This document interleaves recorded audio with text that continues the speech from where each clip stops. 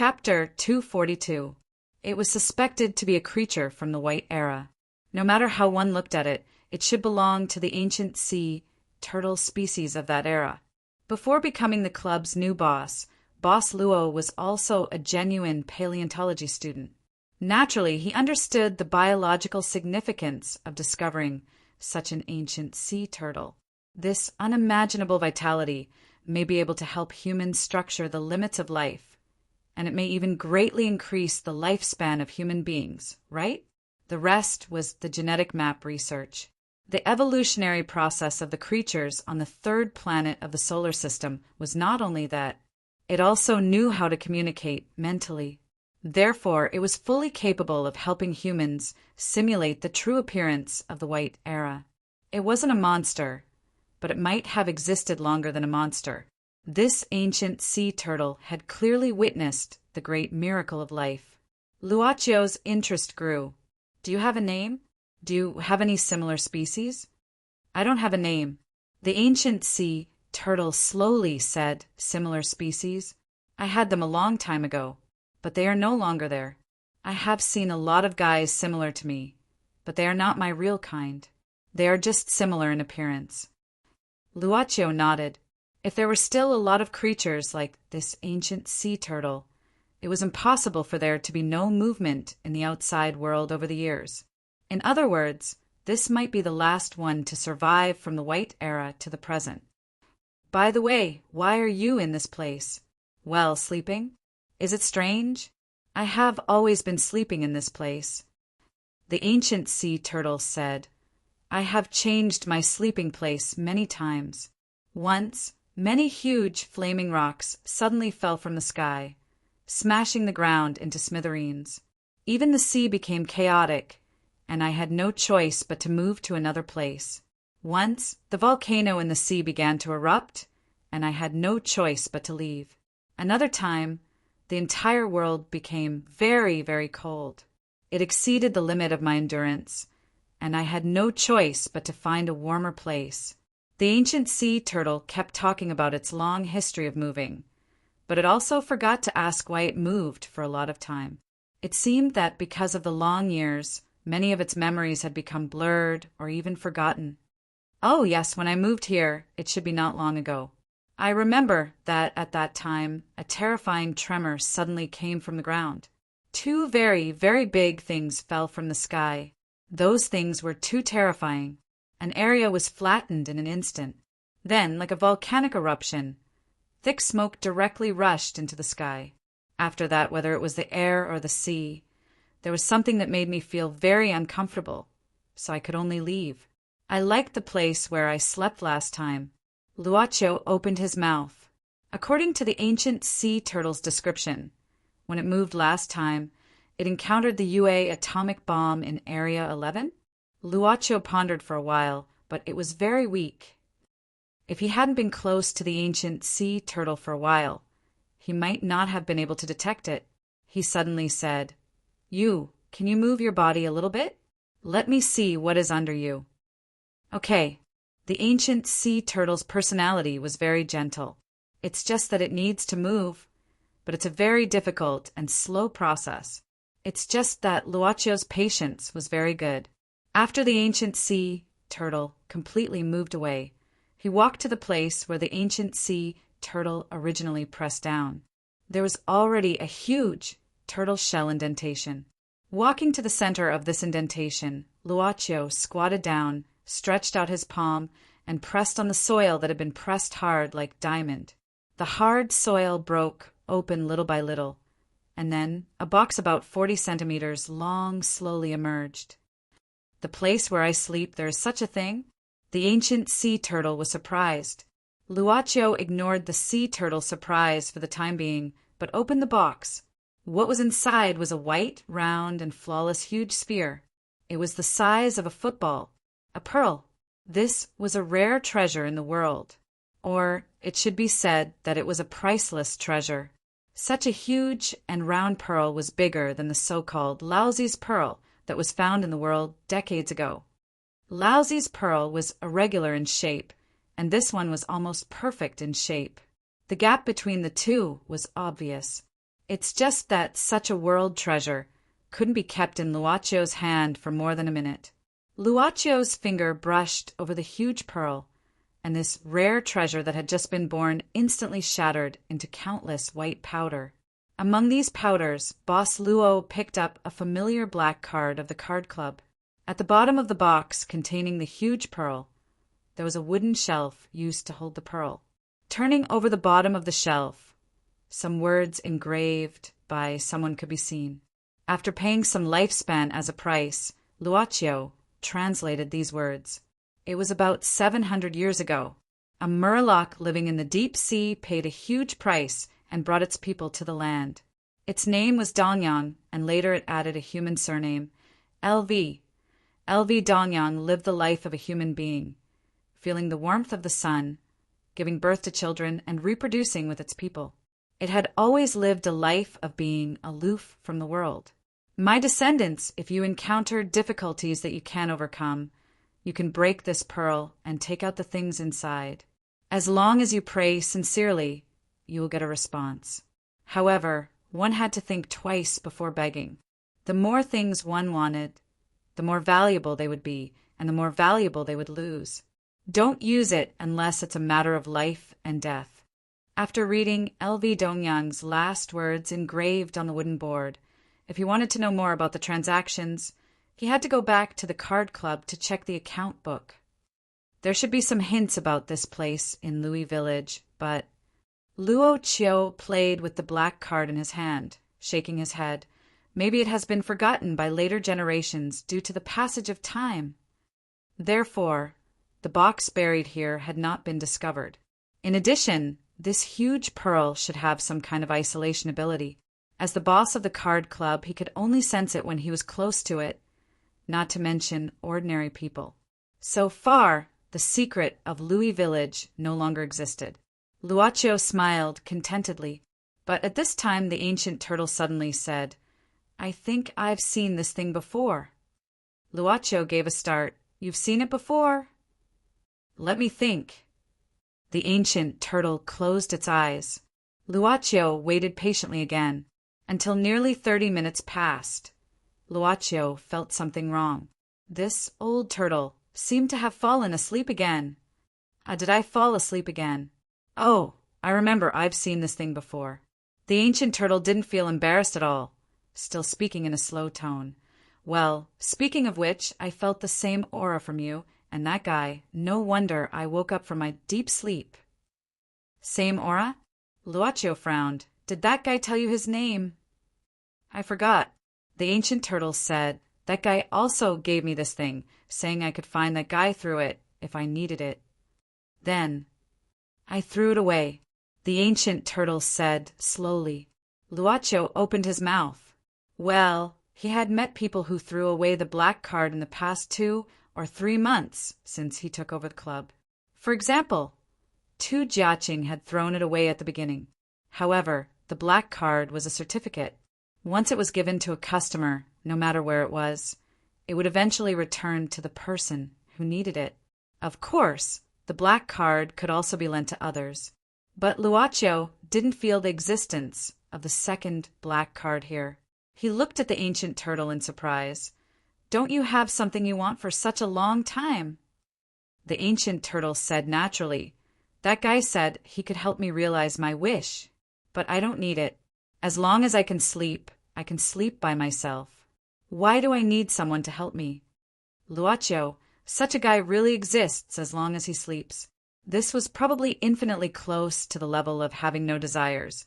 No wonder the black card that was thrown away didn't return to the ancient turtle. "If there's nothing else, I'm going to sleep." "Wait, where did you meet the guy who gave you the black card?" "Under Limo Lia, Lemurie? The ancient civilization that is as famous as Atlantis? Does it really exist?" Luacio moved his lips, but in the end he didn't disturb the ancient turtle's sleep. He said softly, "If I have time, I will come again to talk to you about more things." He buried the box and the black card in the soil again, restored everything here, and left along the road. Finally, he moved the boulder back to the original position and blocked the entrance. The next time he came, He didn't have to go through so much trouble. He had already remembered this position. In the following time, Ren Xiling kept a straight face. She seemed to finally remember her identity as a parent. It was just that such a parent's majesty was ultimately defeated by Boss Luo's seafood porridge and some small gifts. "What is this?" Ren Xiling looked at a big box that Luocio put out and snorted. "Don't think that I will forgive you for running away." What is this?" After opening the box, he saw a lot of white powder. Luocio said, "Pearl powder. This so much? Doesn't it cost money? If I use it every day, I can't finish it in 10 years. It's cheap." "That's right. This looks like a cheap product." Ren Xiling nodded. Although it was a cheap product, she put it away very well. Luocio suddenly said, "By the way, after going back, I will leave for a while." "Where are you going?" "Russia, tourism." Yen. Chapter 243. Well, get closer. Well, okay, eggplant. After the uncle successfully took the photo, he walked to Luocio with his phone and praised, "Very beautiful. Your girlfriend." "Thank you." Luocio accepted the praise. He wasn't sure what was Catherine Too's reference standard when she created Yu Ye's body, but it was hard to find a flaw in this body that combined the advantages of the East and the West. The uncle smiled and said, "Are you a new student or a tourist?" Luocio asked curiously, "Why do you say so?" The uncle, who was caught in front of the Petrov Grand Theater and came from the same country, as Luocio smiled and said, "Because if you have been here for some time, you basically won't come back except for the normal performances. Judging from your age, you're either students or tourists." "Tourists," Luocio said. The uncle enthusiastically introduced the surrounding places and told them some things to pay attention to with his experience of living here for nearly 10 years. "You must bring your identity card and visa with you. The police here will check your documents from time to time. If you really forget to bring them, just pretend you don't know anything. They can't do anything to you in the end. Also, if you encounter any difficulties, it is always better to find a local lawyer than the embassy." "Lawyer?" The uncle smiled and then held out a business card. The front was a description in Russian, and the back was Chinese, which Luocio was very familiar with. "Dolly Law Firm, Shin Mingjun." Looking at Luocio holding the business card with a strange look, "This uncle." Shin Mingjun smiled and said, "I didn't mean to look for business to say the embassy is bad. Well, it's useless to say too much. If you live here for a long time, you will slowly understand." "It's okay." Luocio accepted the business card. Shin Mingjun smiled and said, "Then I won't disturb you, I have something to do." Seeing Shin Mingjun leave, Luocio handed the business card to Yu Yi. Miss Maid then put it into the leather bag in her hand.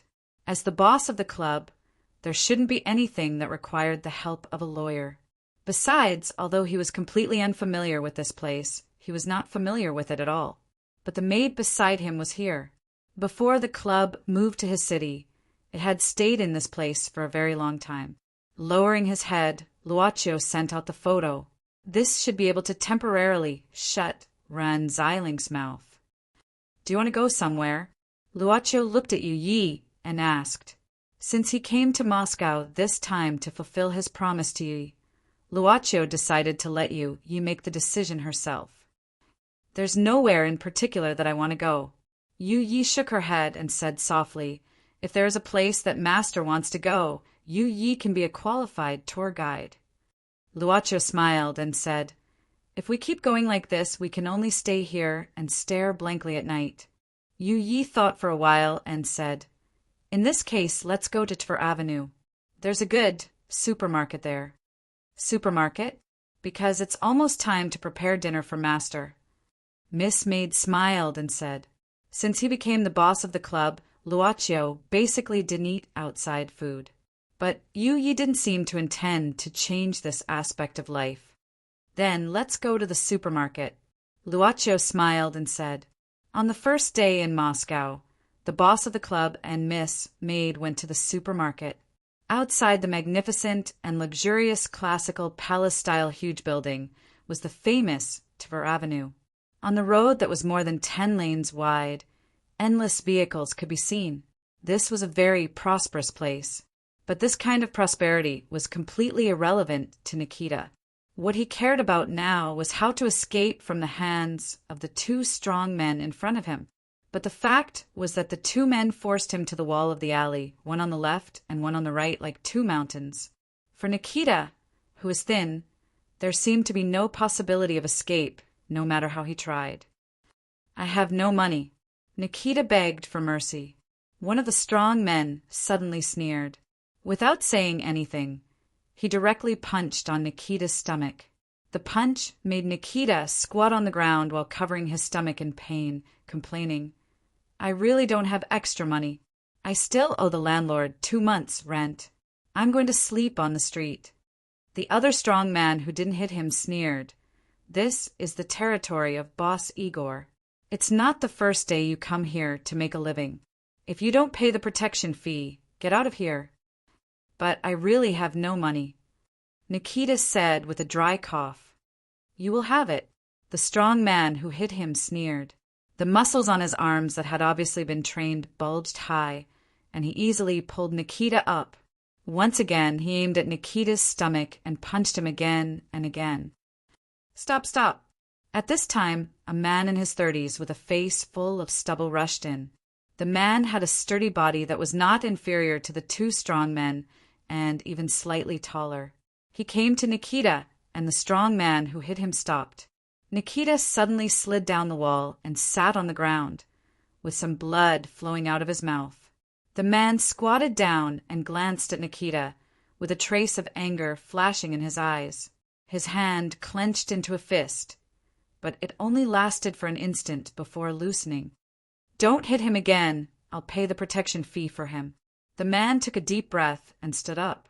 When they got closer, they discovered that this man was actually a head taller than the two burly men. Although the two burly men were looking up at him, they clearly didn't show the slightest bit of fear. The man quickly took out his wallet. When he was about to count the banknotes, one of the strong men suddenly reached out and grabbed all the banknotes in the man's wallet, saying indifferently, "This is the amount. This is more than 3 times." The man frowned. The strong man who grabbed the money smiled, and gently fanned the banknotes in his hand on the man's face. "This is the amount for helping people, especially you, ha! What, do you want to fight? Come on. Take the money, let's go." The man took a deep breath, and his voice became lower. The other strong man whistled, smiled disdainfully, and patted his partner's shoulder. "Next time, remember to let this guy take enough money with him." After that, the two left from the other end of the alley. The man sighed, then turned around and squatted down, looking at Nikita. "Nikita, how was it?" "Oleg, I'm sorry, this time I let you. It's okay." The man, Oleg, shook his head and said, "Can you stand up?" Nikita nodded. Although his face was painful, he still stood up in front of him. But Nikita's face was full of anger. "Oleg, you should hit them. I know that you can easily defeat these two fellows." Oleg said indifferently, "I've delivered the goods. If you don't have anything else, I'm going to pick up my son from school." Nikita still wanted to say something, but Oleg had already walked out of the alley. Nikita moved his lips and finally leaned against the wall tiredly. After a while, Nikita kicked the trash can next to him to vent his anger, and then sat down with his head in his hands. After a while, he got up and left the alley in a daze. When leaving the alley, Nikita blankly looked at the bustling street. Those luxurious sports cars passed by him from time to time, and he couldn't help showing an envious look. He also saw a particularly beautiful woman, but this woman was beside a man who was looking at the east, and they seemed to be quite intimate. Even this Oriental guy, if he has money, he can also enjoy this kind of super beauty. Money, money, money.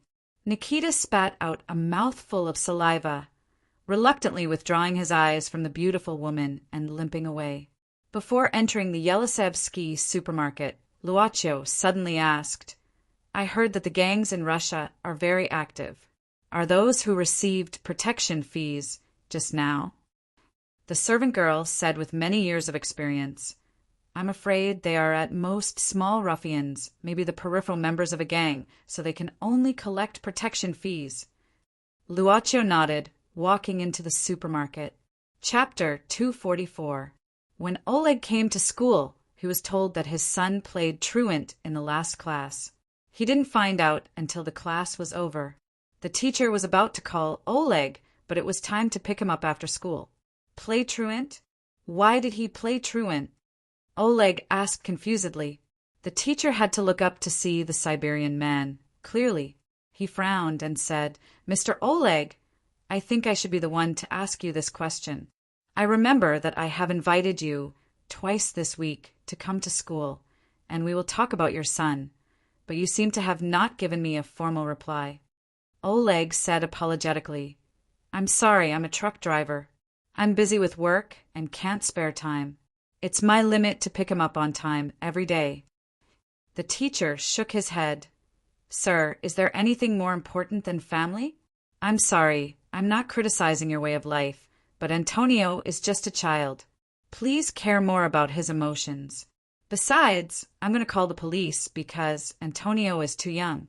He may be in danger when he leaves school." "No need." Oleg shook his head. "I think I know where he is. So goodbye." "Mr. Oleg! Mr. Oleg!" Oh. Looking at the man who had gone away, the teacher sighed and shook his head. Finally, he watched Oleg drive the dark yellow pickup truck onto the road. Miss Maid's shopping this time was very fruitful. The two of them were strolling through the streets of Moscow, each carrying 2 large bags of things. It was time for sunset. For Luocio, this kind of thing of taking things home after shopping in the supermarket was basically once or twice a week, so he had long been accustomed to it. But Miss Maid felt that she shouldn't let her master do this kind of heavy work. Of course, they didn't argue. In fact, it's not bad to walk back like this. We can also see the scenery on the street. Boss Luo's mood had been very good since he came to Moscow. And Miss Maid didn't insist on it because she knew that her new master wasn't the type of person who liked to enjoy completely. In this place of 55 degrees north latitude, even in summer, the temperature in the evening was only 20 degrees. There was no heat from the temperature, but there was heat from the people on the street. Luocio casually looked at the streets and pedestrians under the yellow setting sun. Suddenly, he stopped walking and looked at the other side of the street as if he was thinking about something. This time, Yi had arranged everything for them to come to Moscow, including a place to stay temporarily. Although it was only a temporary residence, it was also a very exquisite apartment. As for how much it cost, Luocio felt that he didn't need to care about this kind of thing.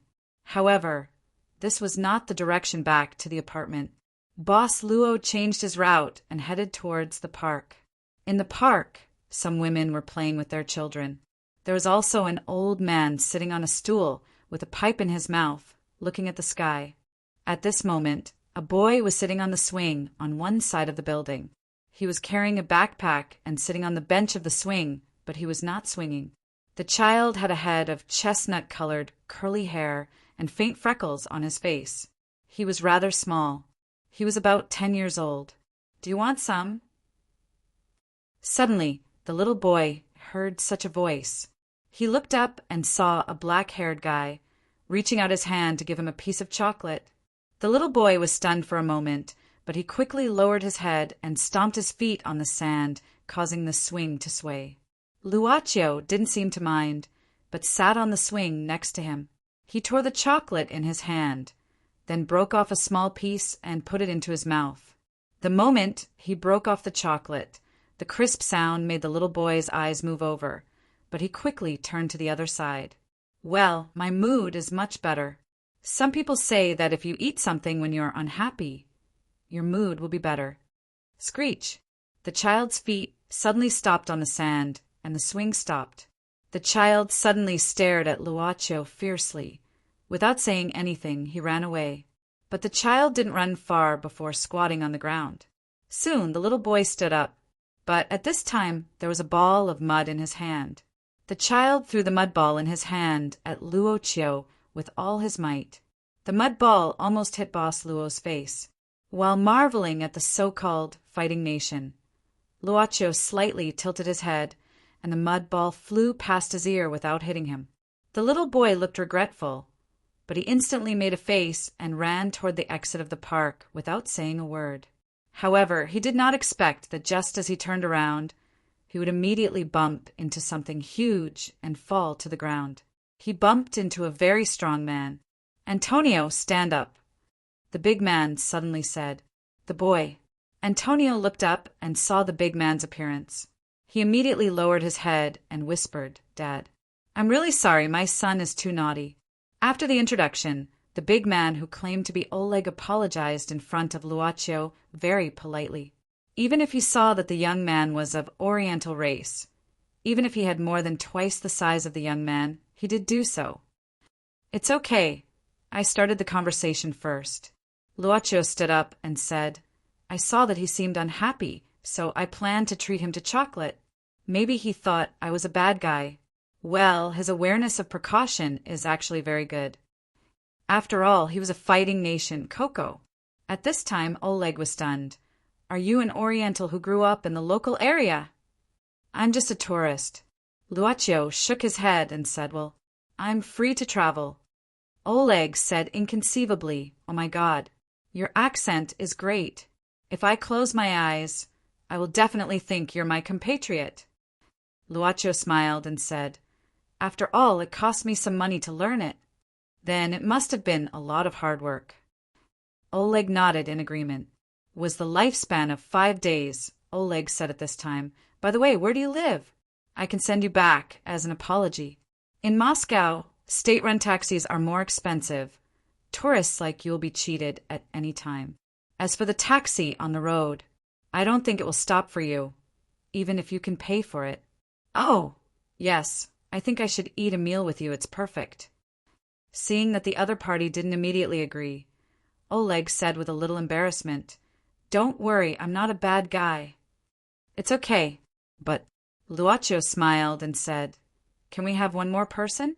Luocio pointed to the servant girl who was sitting in the park pavilion and waiting at this time. Oleg looked over. What a beautiful girl. He smiled and said, "No problem, but I may have to buy some ingredients first. We just bought some. If it's convenient, let's eat these for dinner." Luocio said. It seemed that it was interesting to experience the kitchen of an ordinary foreign family. Luocio, who suddenly changed his mind, looked at the little boy standing behind Oleg at this time. Chapter 245. This lady. Don't you eat? At the dinner table, Oleg curiously looked at the girl who sat there quietly but didn't eat. By the way, this sumptuous dinner was prepared by the girl herself. To be honest, the food on this table made Oleg feel like he was in Tarandit restaurant, where the rich gathered in Moscow. Of course, the house he lived in was actually unsightly. A bachelor with a boy, who was busy making a living every day, basically had no spare time to clean the house. Oleg thought that in addition to the bed used for sleeping and the bathroom, the cleanest place might be this table that was often used for meals. "It's okay, she's currently working out," Luocio said as he put a piece of pickled cucumber into his mouth. Oleg was stunned. "But she doesn't have to not eat." "She doesn't eat after noon," Boss Luo said softly again.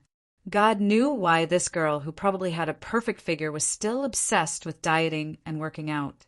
Oleg didn't continue to ask, but said, "Antonio, eat slowly. Your table manners are too ugly. After all, there were guests here."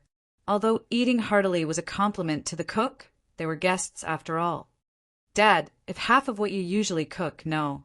If a quarter of it is delicious, it must mean that God hasn't given up on me," Antonio said abruptly. Oleg's face turned ugly at the words of the naughty child of the fighting nation. But how should he say it? Luocio didn't really see anger from Oleg's serious face. What he felt was only Oleg's deeply hidden apology and sadness. Oleg sighed. "If you remember to pray before eating, I think God will not give up on you." Antonio was stunned and patted his forehead with one hand. He quickly threw down the knife and fork in his hand, put his hands together, and closed his eyes. Our Father in heaven, may people worship your name as holy. May your kingdom come. May your will be done on earth. Although Luaccio didn't know whether the prayer would work in this process, he still asked curiously, Mr. Oleg is also a believer?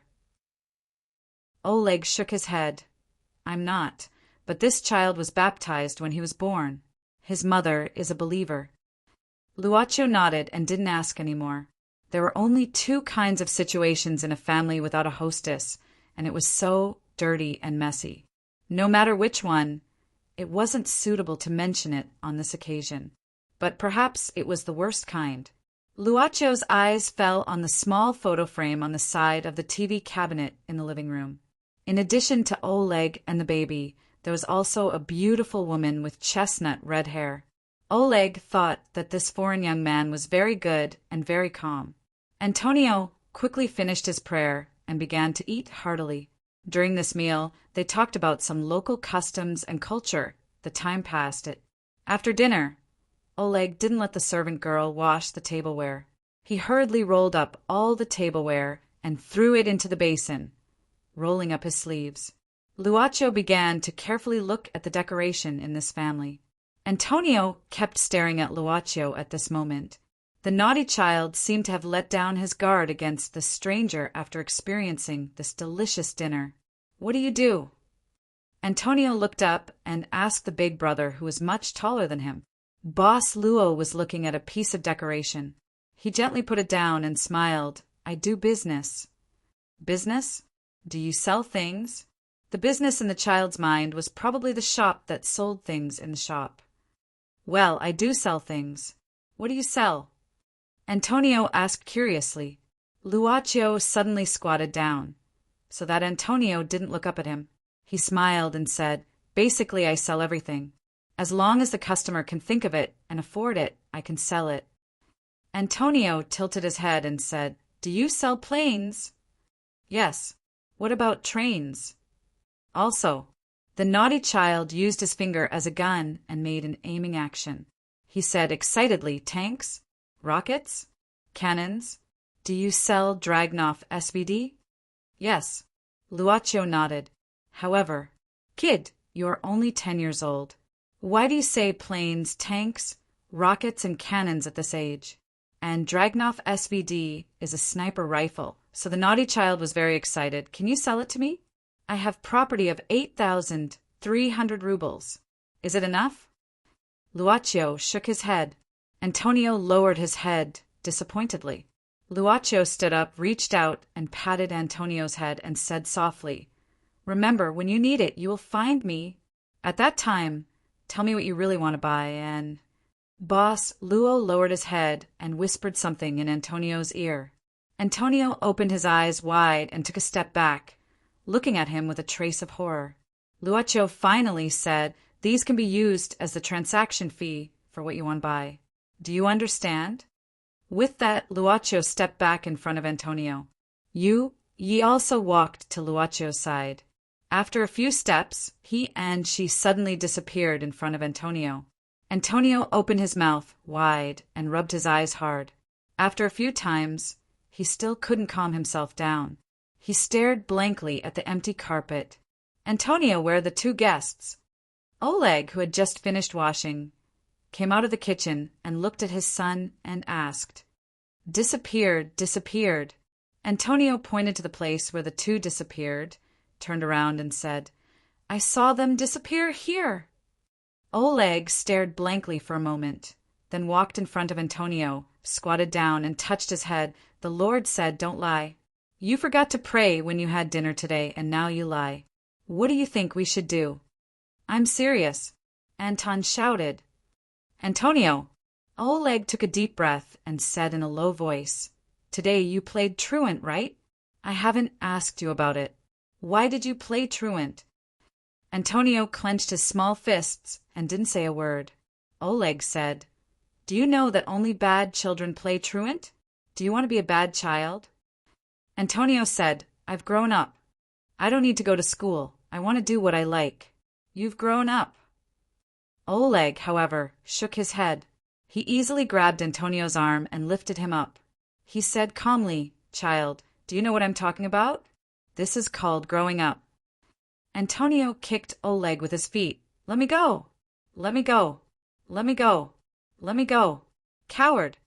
"What did you say?" Oleg shouted in a low voice. "Coward! You're a coward! Oleg is a coward!" Slap. Oleg couldn't hold back his slap and directly slapped Antonio's face. But after this slap, Oleg was stunned and regretted very much. Antonio had been put down. He covered his cheek and fiercely pushed against his father. "Oleg, you're a coward!" After the child finished speaking with a sobbing tone, he turned around and ran back to his room without another word and slammed the door shut. Oleg stood there in a daze. His lips moved and finally turned into a sigh. He took a long breath, picked up the photo frame on the TV cabinet, and slowly rubbed the glass of the photo frame. The coldness of the glass penetrated Oleg's fingers. This huge man sat on the sofa and closed his eyes. After a sumptuous dinner, the house returned to its usual desolation. The next day, Oleg opened his eyes with a headache. He drank a lot of beer here in the middle of the night. Oleg, who reeked of alcohol, pinched his forehead again and looked at the time. "It's already this late?" Oleg patted his forehead with annoyance. He didn't have time to wash himself, so he quickly stood up and said, "Antonio, Antonio! Get up, I'll send you to school, Antonio." Oleg walked toward Antonio's room and shouted, but he couldn't get a response. He frowned and twisted the lock of the room, but it was not locked. The door was opened easily, but Antonio was not in the room. Chapter 246. "Marina, pack up your things quickly, we are going out." "Okay." Across the door, the little girl was busy packing her school bag. Her mother would send her back to school soon. But at this moment, the little girl stopped, because the window of her house was being patted by a palm at this time. The little girl tilted her head, opened the window, and saw a familiar face. "Antonio, why are you here?" Marina asked curiously. "Marina, I ran away from home." Antonio looked at Marina with a trace of pride. "Do you want to come with me?" Marina was puzzled. "But why should I run away from home with you?" "Antonio, it's wrong to run away from home. Mr. Oleg will be sad if you do this. You should go back and apologize to him." Antonio said, "Marina, I like you, so I come to you." Marina shook her head. "But I don't like you, Antonio. I like older and more mature boys. My mother is urging me. Goodbye, Antonio. I hope to see you at school." "Marina, Marina." But ignoring Antonio's call, the little girl Marina quickly closed the window and pulled the curtains as well. Antonio lowered his head in disappointment. At this time, Marina had left the front of the house and explained something to her mother. "What? Run away from home?" Marina's mother was stunned and quickly went around the back of the house. But at this time she could only see Antonio's back over the fence. It was too late for the lady to call, so she could not help but frown. "Marina, you go and get the address book. I think I need to meet Mr. Oleg first." "Okay." Although the confession failed, Antonio did not seem to be sad as imagined, and his mood soon recovered, because at this time he was walking on the busy street. At this time he was afraid that he would have been in school and had to sit well, waiting for the arrival of the teacher. Therefore, everything that Antonio saw and encountered at this time was novel to him. Antonio gave a happy laugh, his hands opened, and he imagined that he was flying, running on the street. He had already brought all of his property out of his house, more than 8,000 rubles. Basically, the students in the school would talk about their property, but most of them would use their property on useless toys or snacks. Those students were too childish. They didn't know how to properly use their wealth. A cup of coffee and a sandwich. He sat on the chair in the cafe. It was a place that Antonio had climbed up after a lot of hard work. More importantly, this kind of chair was for adults. Antonio felt that he was on an equal footing with the adults sitting around him. He even ordered some food from the waiter. "Child, did your parents ask you to buy this?" "I ate it myself," Antonio said in a mature voice. God knows how the shop assistant felt about his mature voice. The shop assistant frowned and said, "Child, please believe me, coffee is not suitable for you. A serving of milk gives you more than a cup of coffee. Also, are you alone? Where are your parents?" He had seen the boy come in by himself and climb up the high stool, so he could not help but be a little more careful. "Just give me a cup of coffee and a sandwich." Antonio grabbed some coins and put them on the counter. The shop assistant thought for a while and then nodded. But he soon made a phone call quietly. "Hello, officer. This is number 12 XX Street. A child just came to my shop. It seems to be a person." Okay, I'll keep an eye on him. Come here quickly." Antonio's action of running away from home only lasted for 3 hours, and then it was completely declared a failure. A sheriff was making a phone call, while another sheriff was looking at Antonio and said, "We're informing your father. He'll come to pick you up soon." Antonio leaned against the door of the police car, not saying a word. The sheriff squatted down patiently and asked, "Why did you run away from home? Did your father beat you?" Antonio suddenly said, "Officer, I want to go to the toilet. I have a stomachache." The sheriff thought for a while, and then grabbed Antonio's hand and went back to the coffee shop until he was in front of the toilet and told him, "Remember to wash your hands." Antonio nodded with a well-behaved look. Soon after, Oleg hurried in and asked with a bad face, "Sheriff, where's my son?" "He's inside." The sheriff patted the toilet door. "Child, you should come out. Your father has arrived." He only patted it twice, but there was no response. Oleg frowned and twisted the lock of the door directly. The locked door was directly twisted by the big man's wrist. The sheriff didn't have time to marvel at the big man's wrist strength, but just looked at the open door and the empty toilet compartment. "Where is he?" The sheriff was surprised. Oleg sighed, pointing to the small window. He climbed out. "Child, you can't go in here. This is for adults. Even if you have money, you can't go in here. And what's the phone number of your parents?" Child, didn't your parents tell you that underage people can't smoke?" Child, why are you wandering in the street alone? Where are your parents? Are you lost? Child. Antonio suddenly felt that there was no place for him to go. Why?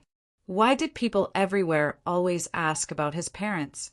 He was clearly able to protect himself. Antonio didn't know where he was anymore. He only knew that whenever someone walked towards him curiously, he didn't need to quickly throw them aside. Otherwise, the scene that happened in the coffee shop in the morning was likely to happen again. This time, Antonio felt that he might not be so lucky to climb out of the toilet. But once he thought of what happened in the morning, Antonio regretted that he should have taken the things he bought from the coffee shop. Where's this place? Antonio not only couldn't see the restaurant, but also a convenience store. He felt unbearably hungry. Should I go back like this? I've grown up. Remember, when you need me, you'll find me. Such words suddenly rang in Antonio's mind. He remembered the 2 people who came to his house last night, the 2 people who magically disappeared. Antonio looked around. He kept turning his eyes. This seemed to be the factory area. God knows how he came to this place, but it didn't matter. What Antonio cared about now was whether what the big brother said last night was true or not. Where are you? Where are you? Antonio clasped his hands over his mouth and shouted, "Come out! Where are you? Come out! Do you want to eat chocolate?" Just as Antonio gave up, the voice that appeared yesterday suddenly came from behind. Of course, there was the same words. Antonio abruptly turned around. Just like yesterday, the mysterious guy extended a piece of chocolate towards him. Perhaps because he was too hungry, Antonio grabbed the chocolate without thinking and tore it open before putting it into his mouth. "What can I do for you?" Antonio, whose mouth was full of chocolate, raised his head and said, "Big brother, can you really eat anything?" "Yes." Then. Antonio hesitated for a while, then said while counting his fingers, "I'll use my lifespan." No, I'll use, suddenly Antonio said, "Marina doesn't like me." "Then I'll use my love." You'll turn me into an adult. Adult? Antonio nodded and said, Yes, adult. I'll grow up and be as tall as my father. No, I'll be bigger, longer, and thicker than him. Seeing this big brother didn't respond, Antonio said uneasily, Is it enough? If not, what else do I have to pay? No, it's enough. It was like a gust of wind. Everything in front of him changed. When the strange parchment opened in front of his eyes, Antonio only felt that his whole body was buried in ice and snow in winter, which made him shiver. That man said that the contract was completed, and then disappeared in front of him again. However, Antonio already felt that he was different. He stretched out his hand and looked at his palm, which had become huge. His arms had become thicker than his thighs, and his solid muscles could be bulged even without clenching his fists. His legs were even longer than his previous height. Antonio, subconsciously, touched his cheeks. There was some stubble on his face. Right, and his vision. Now his vision was like standing on a stool. What's more, his clothes had been torn apart by his body and could only hang on his body like strips of cloth. The strap of his backpack had been broken long ago. Antonio exclaimed in disbelief. He pinched his face hard and felt the pain, the burning pain. But he smiled. I've grown up. I've really grown up. I'm an adult now. Chapter 247. In the afternoon. It had been more than 8 hours. Oleg had driven his yellow pickup truck to almost every place in the city, but he still couldn't find Antonio. I shouldn't have hit him.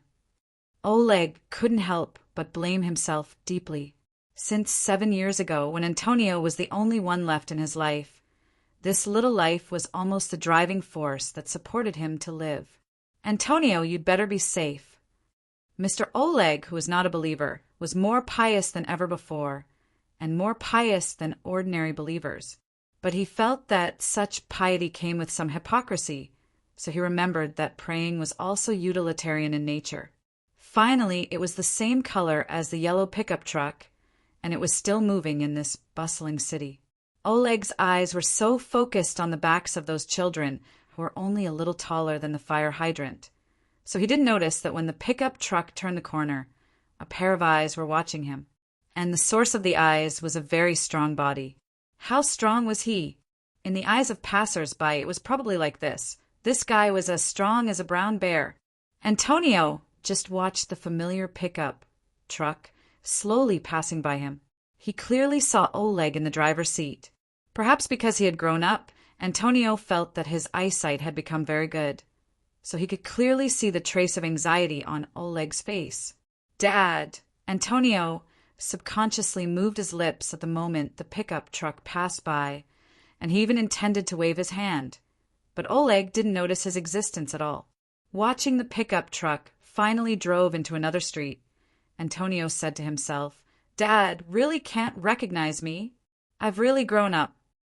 Antonio looked at his reflection in the glass window of the shop facing the street, and the more he looked, the more satisfied he was after growing up. Yes, when he left the factory, he quietly took a suit of clothes from the nearby yard. Otherwise, he would be naked now. Sir, what do you want? The shop assistant came out. It was a cake shop. Antonio thought for a moment and said, Give me this chocolate cake. The feeling of growing up was simply too good.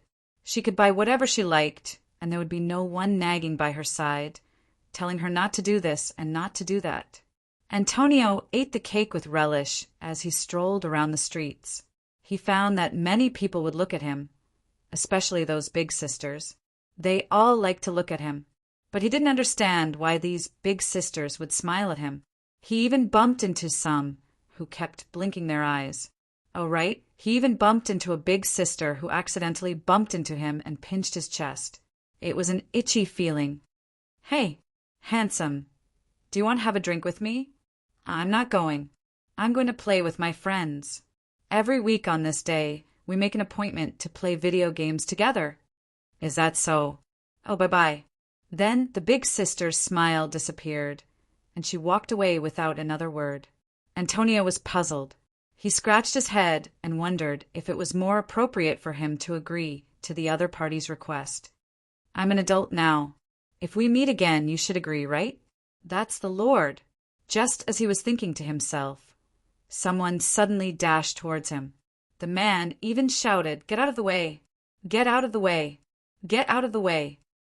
Two burly men were chasing after the guy who was yelling and running away.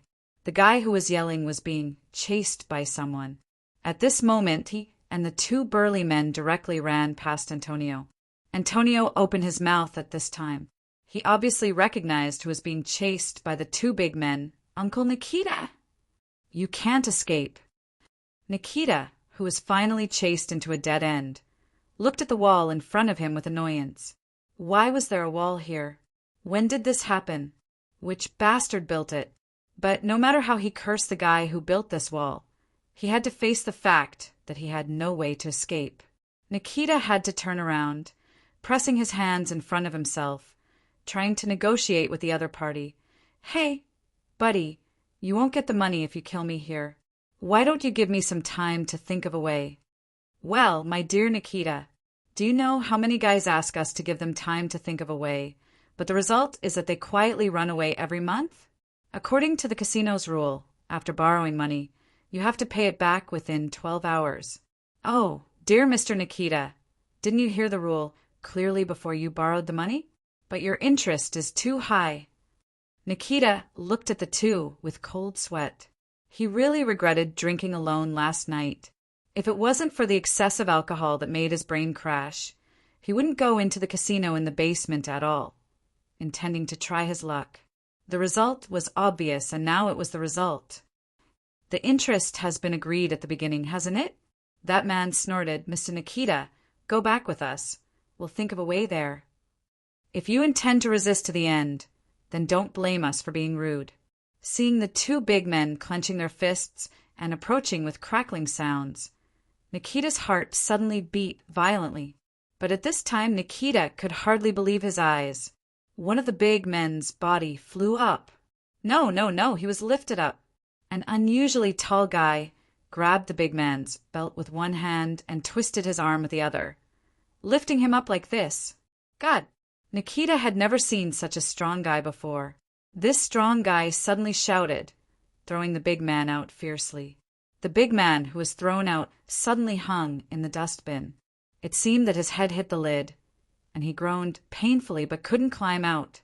Seeing this, the other big man gritted his teeth and rushed to the strong guy, holding his waist with both hands, pushing him to the wall. But this strong guy punched the big man's back fiercely with his fist.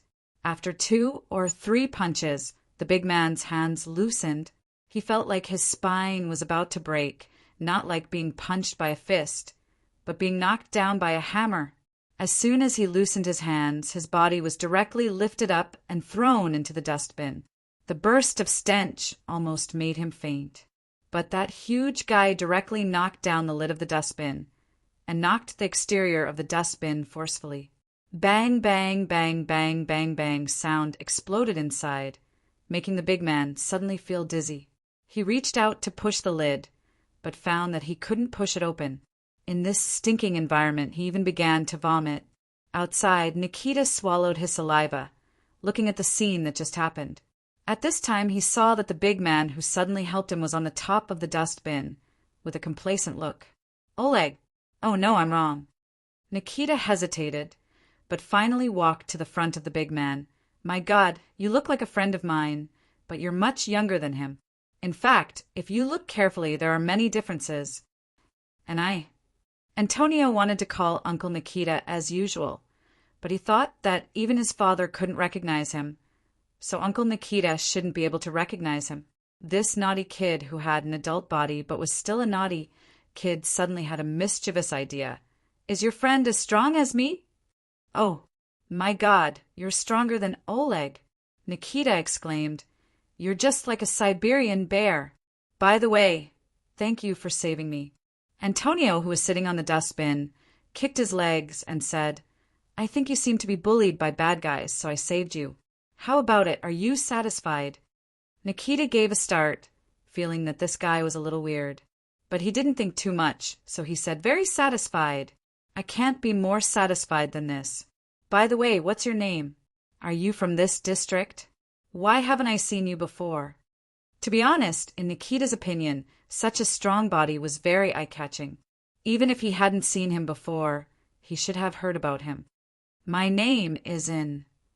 Antonio blinked. Anton. I just came to Moscow, so it's normal that you haven't seen me before. Just came? Nikita gave a start, nodding thoughtfully. By the way, why don't we find a place to eat and talk? Antonio felt that it was a very novel thing to chat with Uncle Nikita like this, so he nodded. Nikita suddenly said, Wait, can you come down? Antonio supported himself with his hands and jumped down. Nikita opened the lid of the dustbin with his back to Antonio. Let me see how these two guys are. As he said, his palms reached out to the two men, who were completely fainted by the stench. Nikita took out 2 wallets from the 2 men's pockets, took out the banknotes directly, and then threw the wallets back into the dustbin. How are they? Antonio asked curiously at this time. Nikita quickly turned around and walked to Antonio's side. He wanted to put his hand on Antonio's shoulder, but the height difference was too big, so he simply patted Antonio's back and said with a smile, It's nothing. He just fainted. He'll wake up in a while. By the way, I know a very good restaurant. The food is delicious. I'll take you there. Oh, by the way, I should invite you to dinner to thank you for saving me. If possible, let me take care of you today. Anton, this is your laboratory? Long ago, Miss Maid said that Yu Yi had her own laboratory because the former boss basically didn't move around, and in order to better meet the requirements of some customers. The location was under the unusually gorgeous subway station in Moscow. To be specific, it should be under the Red Square area, which was deeper than the railway tracks. Yu Yi once said that it would be troublesome to move the things here. Looking at the layout of this huge basement, Luocio finally realized how troublesome it was. Boss Luo opened his mouth, but didn't say anything in the end. Chapter 248. Yu Yi was not only an expert in life, but she was also an inventor. She had too much time to fully explore today's various scientific fields. Of course, the soul in the body created by alchemy also needed to have enough wisdom. However, Boss Luo, who had heard and questioned the 10,000-hour rule, actually felt that even ordinary people could do something with 300 years of time, as long as they were free enough. Master. Just as he was curious about the things in this huge laboratory like a child, Yi suddenly walked over. She was wearing a white coat again. Taking the folder from the servant girl, Luocio looked at the contents inside and listened to Yu Ye's words. Master, please take a look. The first one is the 2 kinds of medicine we found from Lin Gang at the beginning. The second one is the analysis report of the medicine you didn't use last time from Miss Jez. Hearing this, Luocio subconsciously glanced at a figure who was leaning against the corner of the wall. There was someone who was in charge of this place. On the contrary, there was a very loyal and tireless manager here, an AI robot. It was said that its basic algorithm was improved based on the research core of a certain song, but it was still far from reaching the level of artificial intelligence that could truly evolve independently. There was an apartment near the laboratory, and there was also a similar AI in it. The servant girl, who never went out, would send something interesting to the apartment through mail if she was not here. Then, through the operation of the drone from the apartment, she would finally send the things here, completely achieving a kind of remote control. Of course, this was because the club was not here now. Looking at this person named Adam. Yes, the one in the apartment was named Eve. In short, when looking at this Adam, Boss Luo sighed again. Sure enough, he robbed places like the National Space Administration. He even found a data report suspected to be a civil aviation satellite in the corner. Let's read the report. Luocio knew that the drug used by Lin Gang was a substance that could promote the activity of brain cells. As long as the dosage could be controlled, it could make people energetic and smart, but if it was overdosed, they would go berserk. And the second drug he hid, which was the kind that the Michael Club sold in large quantities to amass money, was actually the kind that was tracked by a private agent. What was known was that the Michael Club made a total of 2 different drugs. from the ingredients to the formula. Anyway, Luaccio didn't understand what these ingredients were, so he turned to the end to read the conclusion of the report. The second drug could be synthesized with materials already known in the world, but the first drug couldn't be deconstructed from known materials. This was because the first type of smart drug contained two strange substances. They were not known materials in the world that could be used to make drugs. After a comparison with the database, the source of these two substances was discovered: vampire blood and werewolf brain matter. Yes. Yu Yi touched the black-rimmed glasses on her face and said seriously, "There is also some vampire blood and werewolf brains stored in here. Before going to Moscow, I have asked Adam to try to replicate the first drug with the deconstructed formula. Well, we should be able to get the finished product soon, and then do some clinical trials." Miss Maid's words suddenly stopped. The reason was that the club boss suddenly put down the document in his hand and reached out to take off the black-rimmed glasses on her face. Luaccio whispered. I said, "This time I'm accompanying you to visit the old place. What's the difference between you and usual?" Yu Yi shook her head. "I've lived here for a long time, so it's not an old place." Luaccio said, "But I've only known you for less than 3 months. But here there's your past, isn't it?" Folding the black-rimmed glasses, gently putting it on the table and adjusting its position, Luaccio said, "We will always be together." Yu Yi looked straight into Luaccio's eyes. Miss Maid's sapphire blue eyes had always been very cold, because this pair of sapphire blue eyes were essentially created by polishing sapphires. Now, they seemed to have some soft light other than the cold brilliance of sapphires. The soft light slowly spread. Yu Yi whispered, "Adam, stop the experiment first." Nikita felt that he seemed to be lucky. In his 31 years of life, he had never thought that he was so lucky like today. The reason was naturally the man named Anton in front of him. He was so strong that he didn't look like a human being at all. Nikita thought that perhaps only those boxers who were hidden somewhere in the Siberian plateau and received strict training, who were specially trained for underground boxing, could be compared with this big guy. More importantly, he completely felt that this Anton was completely ignorant of the ways of the world. He was as childish as a child. Had he ever seen a guy who didn't care about other people's gazes and ate a children's meal with a national flag on it? Moreover, he ate it so happily that the sauce was all over his face. This guy in front of him was one. What a naive and unsophisticated fellow this was. "Anton, you said you have no place to live for the time being and lost your identity certificate, right?" Nikita squinted and smiled. "Yes, Anton." Anton was completely following his own idea. "But I'm going to build a tree house on a big tree in the park." "Uncle Nikita, I want to build a base that belongs to me only." "Brother Nikita," Nikita corrected. "No, just call me Nikita." "Oh, Anton, Nikita, when I build the base, I want to invite you to be my first guest." Base. Wasn't this guy a bit mentally abnormal? Nikita looked at Anton again. At first, he thought this guy might be playing with him, but after a short meal and many questions, Nikita felt that this guy might really be a guy with an IQ disorder. "But Anton, building a base requires a lot of money. Do you have it?" "Yes." Anton nodded. "I have 8,300 rubles of property. Ah, I forgot. I bought a piece of chocolate cake in the afternoon. Now I only have 8,180 rubles.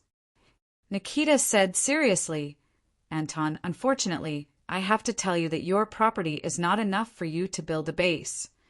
"Ah, then what should I do?" Anton was at a loss. "But not enough money. It's very simple. Because we can make money, right?" Nikita said mysteriously, "I know a place that can make a lot of money. Do you want to go?" "Really?" Anton's eyes lit up, but he hesitated. "But what's that for?" "I don't do bad things." "It's not a bad thing." Nikita smiled. "Just fight with others on the stage. Anton, you're the strongest person I've ever seen. With your ability, as long as you're on the stage, you can easily beat the opponent. Fight Unexpectedly, Anton shook his head and said, "No, my dad said that only bad kids fight. I won't go." Nikita was stunned for a while. "Are you still a child? You're an adult. Why do you still listen to your father? I tell you, only fools or bookworms will listen to their father. I'm not a child anymore." Anton took a deep breath. "Let's fight. I'm not afraid of anyone, because I'm stronger than my father now." Ding dong! Listening to the sound of the bell ringing, listening to the explosive cheers around, watching a guy who was said to be a boxer fall on the ground and couldn't get up, and even watching the referee raise Anton's arm and announce the victory, Nikita felt as happy as being in heaven. This guy, he's too strong. He's really too strong.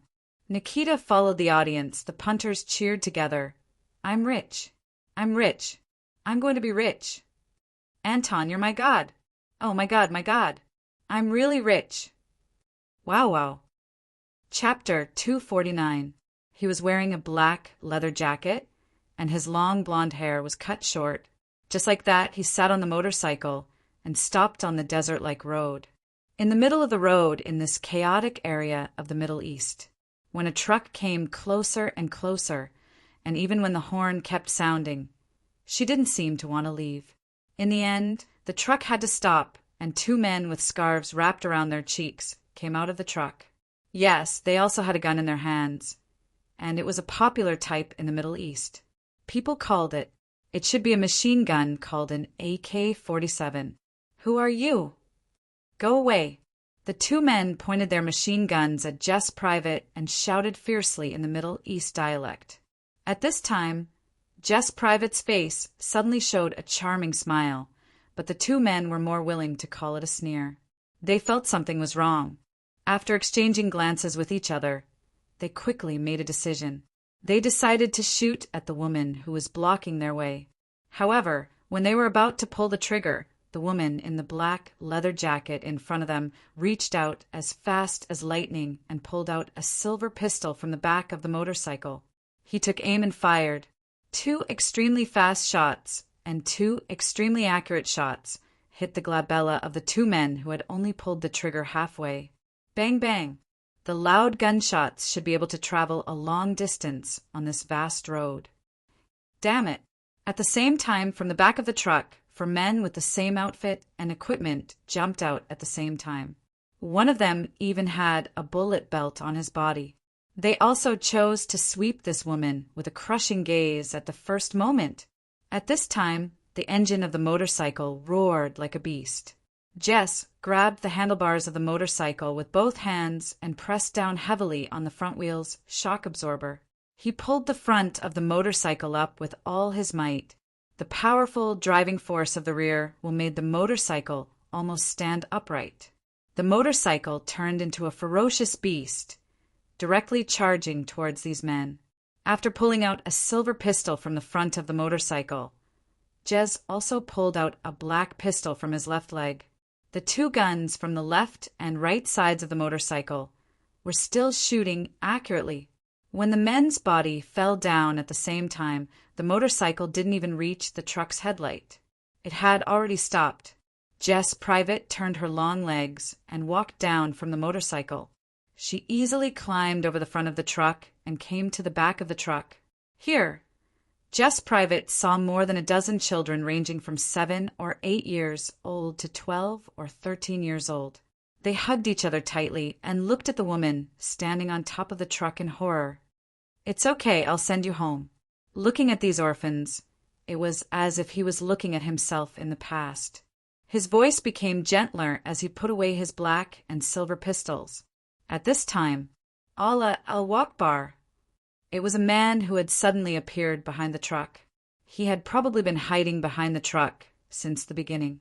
But at this moment, this man's hand was holding a grenade in his hand. He was going to pull the grenade's safety. In a flash, Jess Private's eyes flashed like lightning, and she suddenly waved her arm. A bluish-purple arc of light shot out from her arm and hit the man's body. The man seemed to have become a conductor, and a powerful electric current crazily wreaked havoc in his body. His whole body was numb and lost consciousness.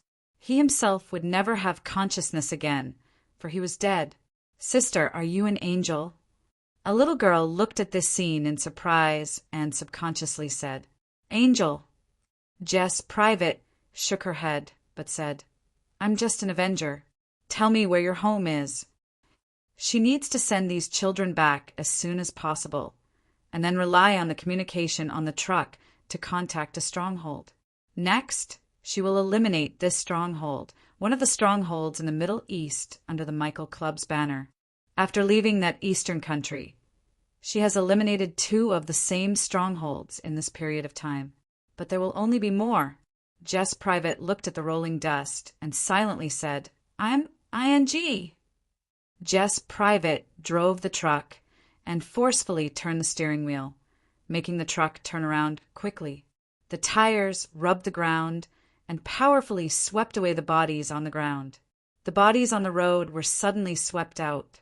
A huge body was flying out of the ring's ropes and fell to the ground. The audience around the ring dodged in time, so the person flying out of the ring could only hit the ground. "This guy can't stand up." The audience holding the fighter's ticket had to think in despair. Anton, our Anton. He once again defeated a powerful opponent. Since the start of the competition 2 days ago, this is Anton's 7th victory. Is a legend about to be born? Oh, my God, Anton, you are the most powerful fighter I have ever seen. Shout! The referee raised Anton's arm, shouting crazily, "Anton! Anton! Anton!" The scene's shouts continued, but Anton didn't know why, but he hated these people's crazy shouts at this time. He walked down the ring silently, ignoring Nikita, who came to talk to him, and walked towards the lounge. Nikita, who had chased him all the way to the lounge, closed the door at this time. After thinking for a while, he walked to Anton and said with a smile, "What's wrong? Aren't you happy to win that guy just now?" Anton shook his head, looked at Nikita, and suddenly asked, "Nikita, how much money did you make today?" "Today's harvest is good." Speaking of this, Nikita couldn't help but feel happy. "Nikita, is my money enough for me to build a treehouse base?" Nikita gave a start. He completely forgot about this matter. In fact, in just these 2 or 3 days, through Indong's victory on the stage, not only did he receive a generous amount of prize money, he even secretly placed bets and earned a lot of money. This was the most money he had ever earned in his life. "Oh, dear Anton, you should know that it's not easy to build a treehouse base." Nikita now said seriously, "You should know that a tree is not just a tree. It's still on the land. Do you know the land? If it's not private, it's the country's. Therefore, you have to buy the land under the tree as well. Only then can you be considered to have truly owned the tree. But to buy and sell land, you need a lot of money." Anton shook his head, "But I don't want to continue fighting." Nikita hurriedly said, "How can you not fight? You're invincible. You're the most powerful one here. As long as you stand on the ring, it means that money will constantly fly into your pocket, and all you need to do is to throw your opponent down. You see how simple it is." Anton stood up. His figure was so tall that when Nikita looked up at him, a strange pressure suddenly emerged in Nikita's heart. "Anton, what do you want to do?" Anton shook his head. "Nikita, that was the last time I fought. I won't fight again. I'm leaving. Just give me the money I earned." "What? You won't fight?" "No." Nikita subconsciously shouted angrily. Perhaps Anton's face did have a certain degree of shock, so that he subconsciously showed a frightened expression. Damn it, this Siberian bear-like guy was afraid of his shouts. Nikita looked at this scene inconceivably. He frowned, but he didn't want to push Anton too hard. Who knew what this guy would do if he was pushed too hard? This guy's common sense was very low. "Well, Anton, 3 more rounds. Only 3 rounds. After that, we won't fight again, okay?" Nikita negotiated and said. Anton thought for a while, suddenly stretched out his palm, and especially his little finger. What are you doing? Hook your finger. We agreed on 3 rounds." Anton said naturally, who knew what Nikita had experienced in his heart. Anyway, he was inconceivable and didn't know whether to cry or laugh. His heart was like a llama running wildly with a strong man. Hook, hook, hook! Nikita, this is a man's promise. Chapter 250. Tretyakov Museum of Fine Arts. It was a Monday, so it was still open. Boss Luo, who felt that every building in this city was new, naturally didn't let go of this famous art museum. He took a frontal photo here and sent it to sub-editor Ren's mobile phone. Today's task was completed. He had to report his whereabouts at least once a day to prove that he was safe. This was the minimum requirement for Boss Luo's trip. Since we come to Tretyakov, we naturally have to see the painting The Nameless Maiden. Yu Yi said beside Luaccio. Luaccio, who was reading the booklet of the gallery, nodded and said, "One of the top 10 paintings in the world. I'm curious about it." Except for the closing day, Tretyakov Museum of Fine Arts would receive many tourists every day. Among the crowd, the club boss and the servant girl simply passed the security check and walked into the old museum of Tretyakov Museum of Fine Arts. Boss Luo, who didn't care much about the scenery on the road, always went straight to the goal. He didn't stop in front of any famous painting. Looking directly at the woman depicted in the painting, The Nameless Maiden, in the key area of the exhibition hall, Luaccio had a different way of appreciation from ordinary people. He could feel the mood of the painter. Many people think that the woman in the painting is Tolstoy's Anna Karenina. Karenina was the main character in Karenina. However, this was something that ordinary people couldn't investigate, so some people think it should be an unknown actress. It seems that only the author himself knows who she is. Luaccio listened to Yu Ye's explanation, which was much better than the commentators in this exhibition area. Luaccio referred to the voice. Of course, this could also be heard from the commentator's mouth, but the following words might not be spoken by the commentator. But in fact, the woman in the painting, he loves this woman. Suddenly, Yu Ye's words were interrupted. It was a tourist of the same batch, standing behind them. He had soft wavy hair, a narrow and high nose, thin lips, and a lush beard. At first glance, he looked like a middle-aged man, but for Luaccio and Yu Yi, who were more sensitive to vitality, this person was actually quite young, probably not more than 30 years old. Luaccio didn't feel unhappy about being suddenly talked to. He just curiously looked at this typical Russian young man and asked with interest, "How do you know that the painter loves his model?" There seems to be such a saying too. This girl is a figment of the artist's imagination. The young man with hair looked at the painting. His eyes focused, and even his whole mind didn't seem to be around him. Even though he could respond to the questions around him, even though he knew who was around him, he gave off the feeling that he was the only one standing before the painting. This was a very rare kind of concentration. Luaccio, I can feel it. The young man suddenly closed his eyes. His left hand spread out in front of him, and his thumb was slightly clasped. His right hand was also raised at the same time, and his fingers seemed to be holding something. This was the posture of painting.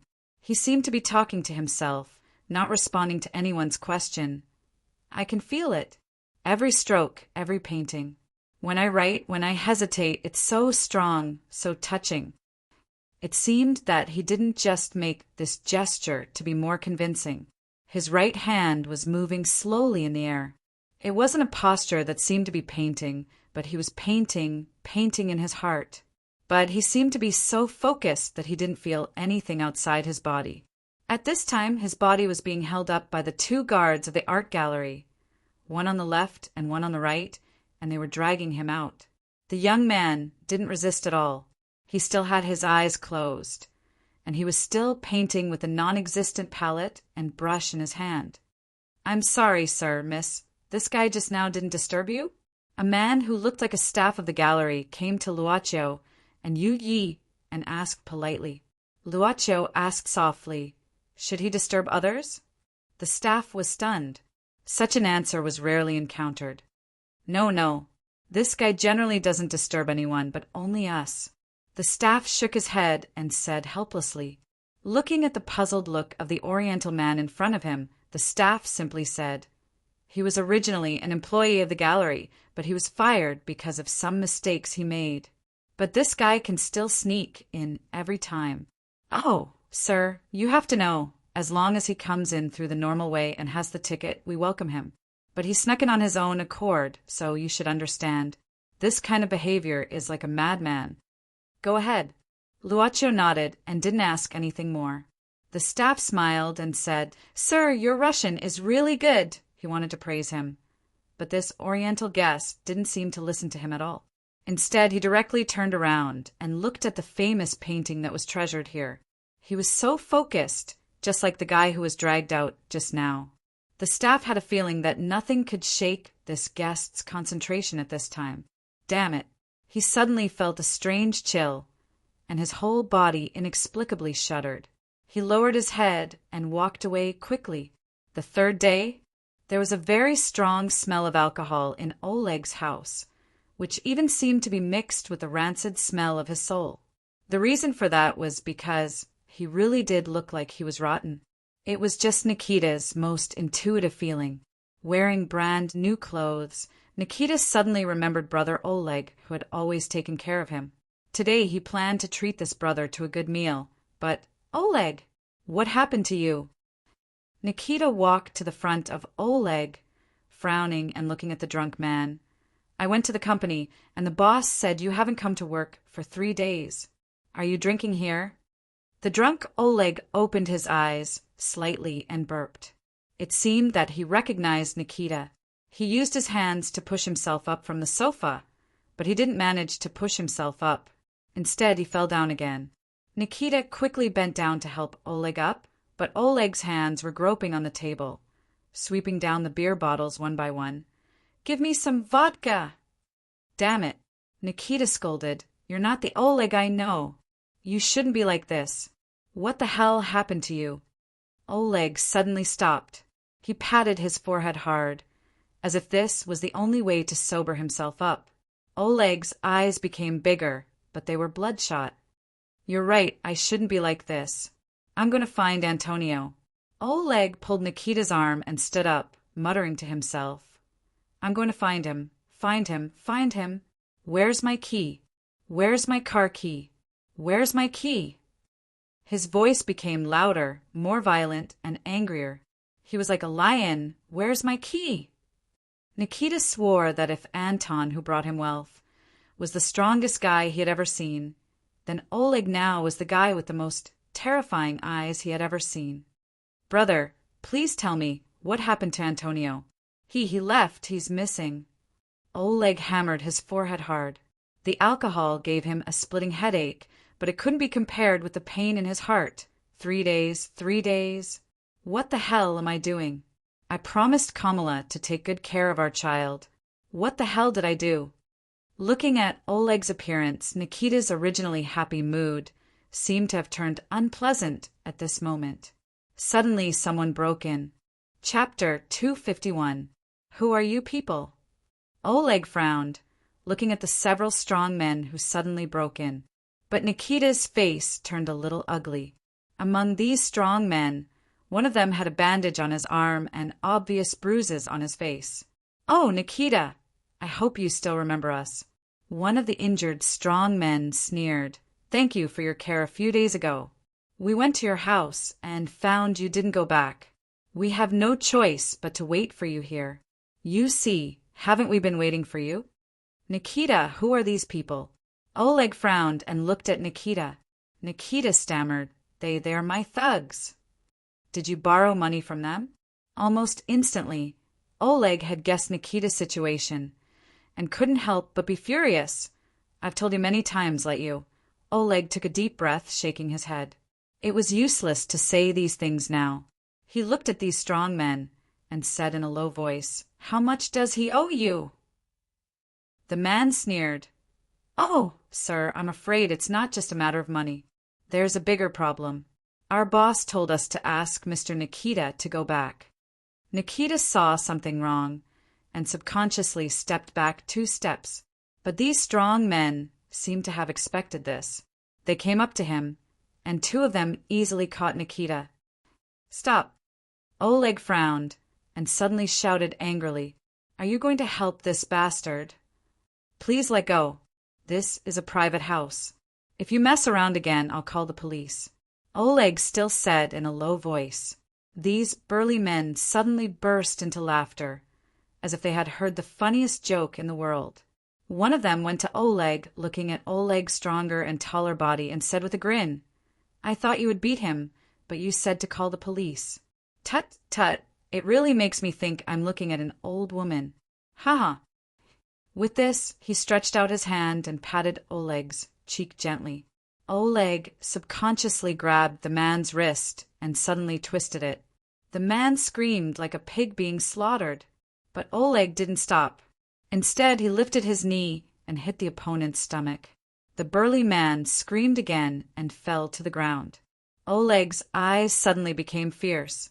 The moment the big man fell to the ground, he clenched his fingers into a fist and punched at the big man's chest again.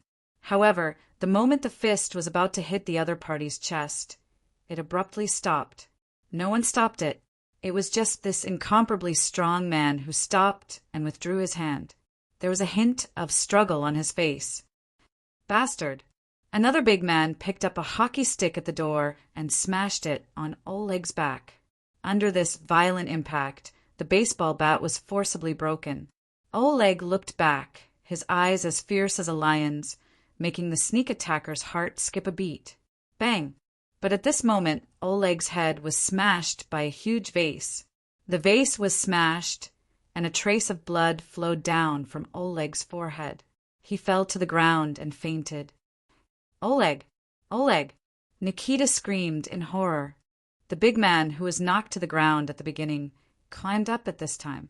He spat out a mouthful of blood, pressing his abdomen with an ugly face. "Go! Take these 2 guys away." When Anton returned to the apartment, which was newly rented by Nikita, he lived in this place with Uncle Nikita these days. It was good to live here. Nikita also bought a video game. Anton never tried to play video games until he was sleepy without doing homework at night.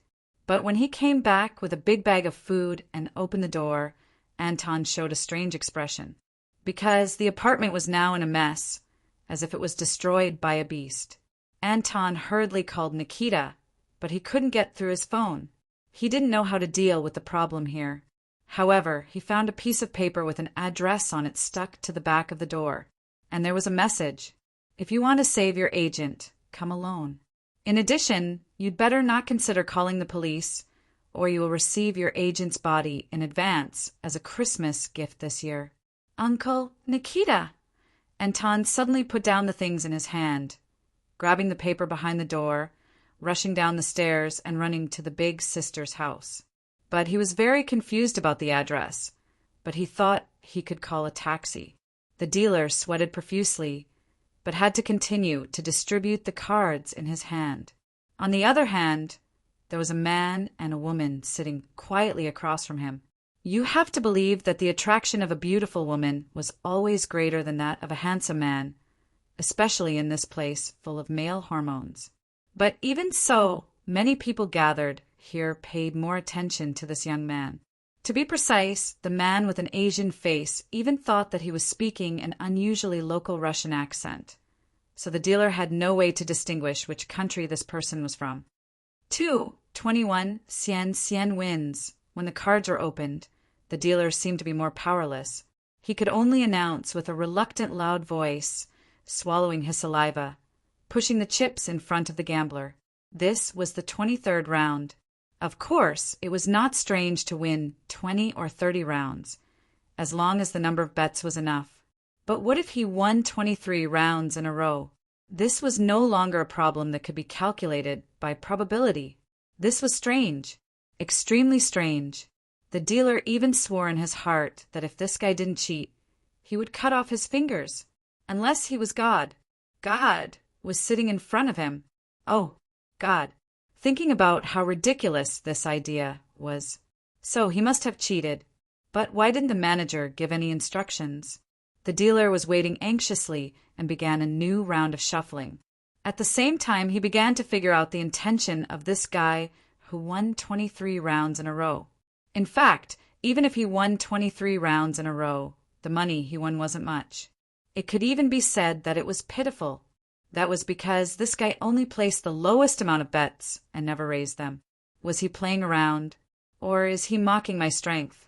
Or is he deliberately provoking me? Thinking about it, when he got to the fifth card, he had to face the same situation. 21 cien wins. Oh, my God. It was already the 24th round.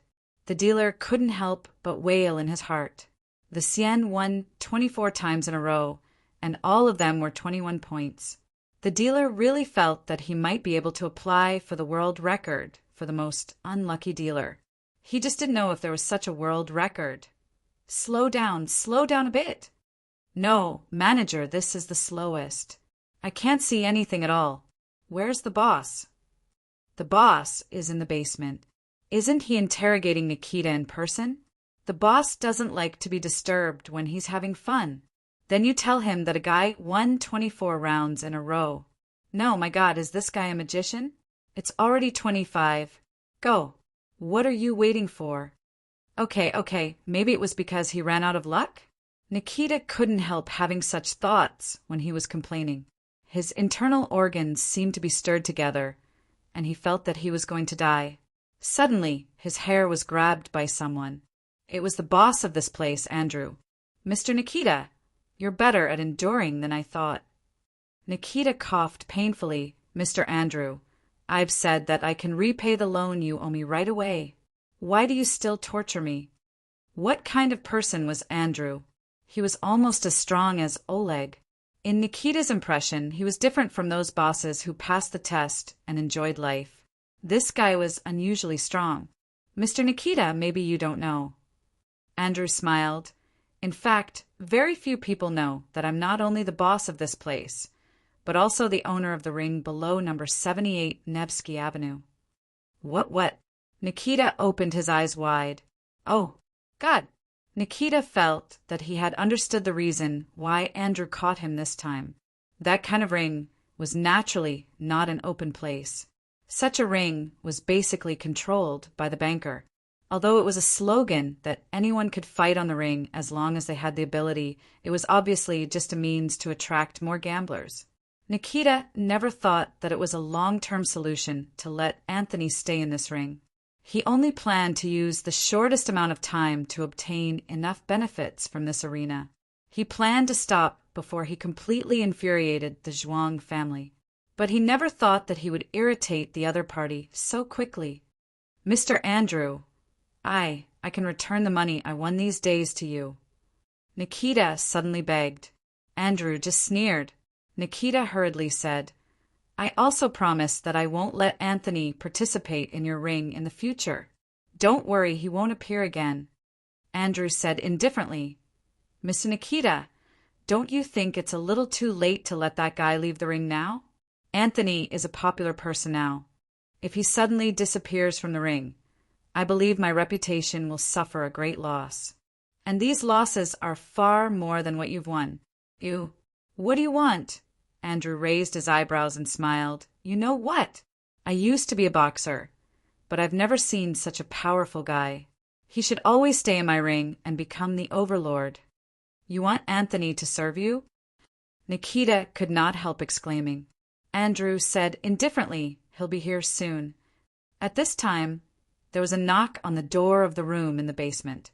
Andrew suddenly smiled and said, Look, it seems that he's already here. Ignoring Nikita's ugly expression, Andrew opened the door and looked at his men, saying first, Has our guest arrived? Boss, there's a guest upstairs. He has won 25 times in a row. Chapter 252. He quickly rushed to the monitoring room. Andrew had been exuding a beast-like aura. In such a huge city, Andrew naturally had his outstanding points and extraordinary methods to reach his current position. Money was a very good thing because it could buy the services of many politicians. Because of it, Andrew could do a lot of things outside of the restrictions. Perhaps there was a bloody smell on him that even cologne could not cover. Is this the guy? Andrew's eyes were like a falcon's. Yes, boss. Now he has won the 31st round. And what's strange is that he always puts in the minimum amount of money and never raises. The manager's face was naturally ugly. We have to feel lucky that he is not playing baccarat. Otherwise, even if he only puts in the minimum amount of money every time, I am afraid we will lose to other gamblers and go bankrupt. Please invite this gentleman to the VIP room, Andrew said calmly. It was mentioned like this in the movie. It seemed that there were more plots in the novel, but it seemed that this kind of situation really existed. The VIP room was actually quieter than the outside environment. It was so quiet that only the casino's boss and one of his followers were sitting on the opposite side. Of course, on the other side, there were only Luaccio and Yi. How should I address this gentleman? Andrew asked quite politely. He was not a person who believed in luck. He believed in his own hard work. Therefore, he did not believe that anyone could get this kind of winning streak because of luck. For this reason, Andrew was even more amazed. To be able to do this, naturally he had extraordinary skills. And to dare to do this in a casino, naturally he had extraordinary courage. Therefore, Andrew was suddenly very interested in this young Asian, no matter what the other party's plan was. Call me Kay. Boss Luo felt that in this place, which was very far away from his hometown, he should be more casual. This kind of style is actually not bad, right? Maybe it's a bit old-fashioned. But if it's a personal interest, it doesn't seem to matter whether it's old-fashioned or not, right? Mr. K? Andrew nodded. Obviously, this guy did not intend to show his real identity. At the same time, the smile on Andrew's face became more and more sincere. Oh, Mr. K, your skills really amaze me. I think it would be very difficult to find someone as powerful as you. I wonder why Mr. K is looking for me? Mr. Andrew, why do you think I'm looking for you? Andrew smiled and said, Mr. K is joking. Every time you bet with the lowest amount of chips, even if you win an astonishing number of times in a row, in reality, the amount you win is pitifully small. Isn't this a message for me? Luaccio played with a chip that he had been holding from the gambling table outside. Suddenly, he knocked twice on the table and asked, Mr. Andrew, have you heard of the Golder competition? Andrew was stunned. After being stunned for a moment, his expression became abnormally solemn. But he quickly regained his relaxed expression and said with a smile, This is the biggest and safest competition in the underground world. I think there should be many people who know about it, right? Luaccio said, It would be great if Mr. Andrew knows about it. With that, Luaccio glanced at the man in a suit behind Andrew. Andrew said indifferently, This is my assistant. Luaccio also said indifferently, At present, I have an admission ticket for the Golder competition. I wonder if Mr. Andrew is interested? Even though Andrew looked abnormally calm, his slightly moving eyes betrayed his inner thoughts. For him, who knew what the Golder competition was, it was really difficult to maintain his inner calmness at this moment. An admission ticket for the Golder competition? That was not something that could be obtained with ordinary wealth. Wealth, reputation, status, and even power, none of these things could be missing. But Andrew was obviously a very suspicious person. He lit a cigar with the help of his assistant and slowly took 2 puffs. Suddenly he smiled and said, The admission ticket in Mr. K's hand, is it fake? In the last competition, I was really unhappy about the loss. Luaccio pretended that he didn't hear it and kept talking without any fluctuation in his heart, so I had to dispose of all the trash under my name and plan to buy some new ones. There are many ring owners in Moscow, but I heard that Mr. Andrew's ring is good, so I thought about it and came to you first. You want to buy boxers for me and then go to the Golder competition? Andrew couldn't help frowning. In the underground world, the transactions between boxers in the black market were not strange. It was just like the world of football or basketball. where the transactions between licensed clubs that lived under the sun were the same. But since he wanted to buy boxers, why did he mention the Golder competition? Luaccio said indifferently, "Why did you deliberately reveal the Golder competition to Mr. Andrew Wright?" Andrew was startled at this moment. This young fellow had actually seen through his thoughts at a glance. However, he smiled calmly and said, "Isn't this normal? Why did Mr. K mention the competition if it's just a simple transaction of boxers? Luaccio blinked. "I'm afraid I can't buy the most powerful boxers from Mr. Andrew. Mr. Andrew is a sensible person. You should know the gap between first-class boxers and second-class boxers. Well, let's put it this way. I don't want to buy second-class or third-class boxers at the price of first-class boxers. I don't care about the value of boxers, but I just want clean boxers." Andrew said casually, "Rest assured, Mr. K. The boxers in my place are absolutely clean. They have never used any drugs or hormones. They are not the paper men who can only serve as models and wither away immediately." Speaking of this, it seemed that they should continue the conversation. But under Andrew's astonished gaze, this guy who called himself Mr. K suddenly stood up. Well, the woman he brought with him, who was indeed exceptionally beautiful, was carefully tidying up his clothes. Although there were only two of them, their aura was strangely displayed. "Mr. Andrew, please think about it," Luaccio said indifferently. "I'll come back in 2 days. I hope I can see your best boxers by then. Of course, Mr. Andrew is not the only ringmaster in Moscow, right? By the way, I'll give this back to you. I had a good time today." Boss Luo suddenly flicked his thumb, and the chip he had been playing with was flicked into the air and then fell on the table in the VIP room. The moment it fell, Luaccio had already pushed the door open and left. Andrew watched the two leave until the door was closed, but he didn't move. His eyes slightly squinted in the smoke released by the cigar. "Boss, this guy's background is unknown. Should we call some brothers?" Andrew suddenly waved his hand, slowly sighing, and then pointed at the chip on the table. He didn't pay much attention to the appearance of the chip at the beginning, but only regarded it as Mr. K's act of showing off. His assistant frowned. He suddenly felt something was wrong, walking to the middle of the table. After a careful look, he opened his mouth in surprise. Chip! This chip of the smallest denomination was indeed lying on the table at this time. Only it was sinking. What should he say? For example, in a muddy ground, a rock that was smashed down would be considered as a heavy object. This was the same for a bargaining chip. The assistant took the chip out of the table with difficulty, weighing the weight of this chip, and said inconceivably, "Boss, how did this guy do it?" Andrew took a deep breath and said, "I don't care how this guy did it. What I care about is whether he really has the admission ticket to Gort." "Boss, what is this Gould?" "This is—" Andrew was about to speak, but the door of the VIP room was opened again. The man who came in saw only the boss and his assistant, so he directly said, "Boss, that Anton came alone." Chapter 253. "Boss, what is the Golder competition?" Andrew looked at his confidant and said indifferently, "It's an underground boxing competition. We call the participants the boxing masters.